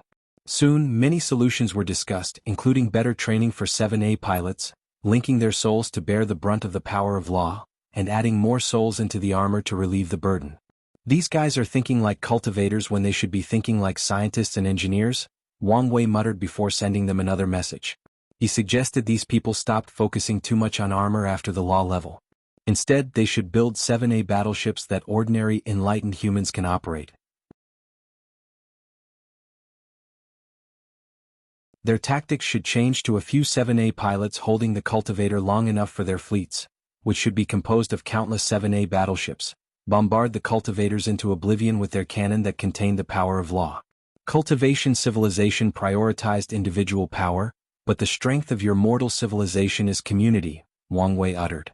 Heavenly Tao has broken the rules and allows you to mass-produce weak artifacts, so use it wisely. Whether it's armor or battleships, they are at the bottom of the barrel compared to the things artifact refiners make. However, their advantage is that they are cheap and can be mass-produced. That's why Wang Wei suggested they change their ways of fighting to resemble modern warfare from Earth. If you find any errors, ads pop up, ads redirect, broken links, non-standard content, etc., please let us know reports so we can fix it as soon as possible.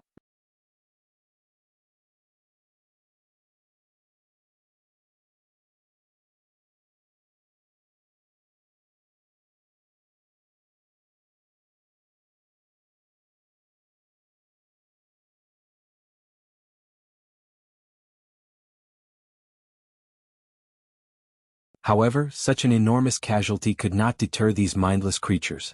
They had one objective and would not stop until they had accomplished their task. If you find any errors, ads pop up, ads redirect, broken links, non-standard content, etc., please let us know reports so we can fix it as soon as possible.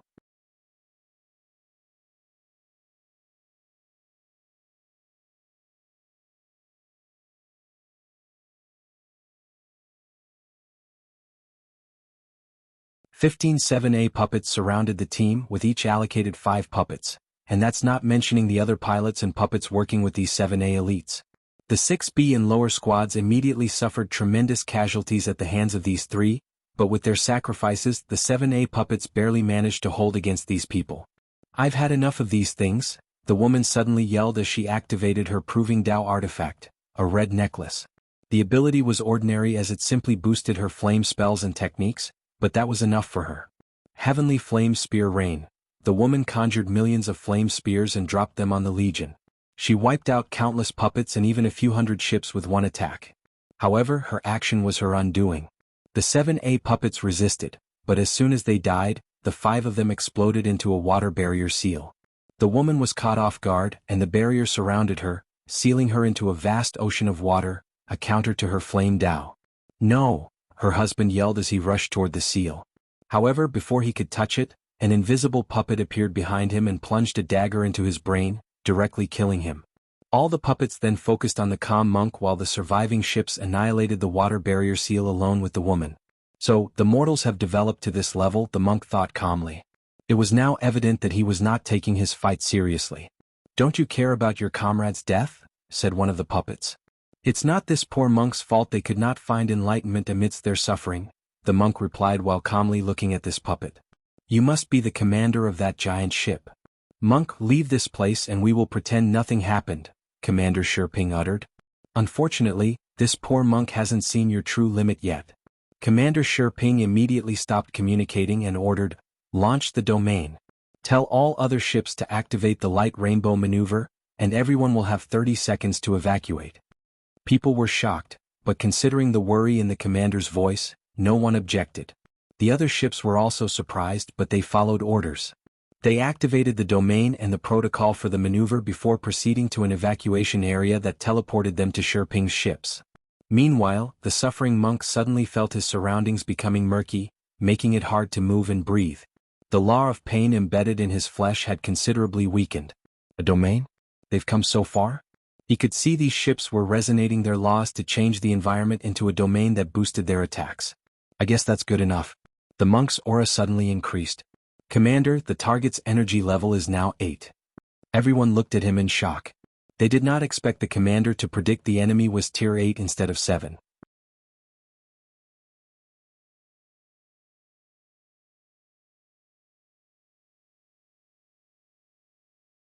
Shiping left for his quarters and immediately took a gourd of wine to drink. Was it a good thing they saved these people? It appeared so, but once they returned to the base, these mortals would be trained as soldiers before being sent to their deaths. Ultimately, the same fate awaited most of them. "Let's not think about this," Shiping uttered before gulping his wine. "If you find any errors, ads pop up, ads redirect, broken links, non-standard content, etc. Please let us know reports so we can fix it as soon as possible."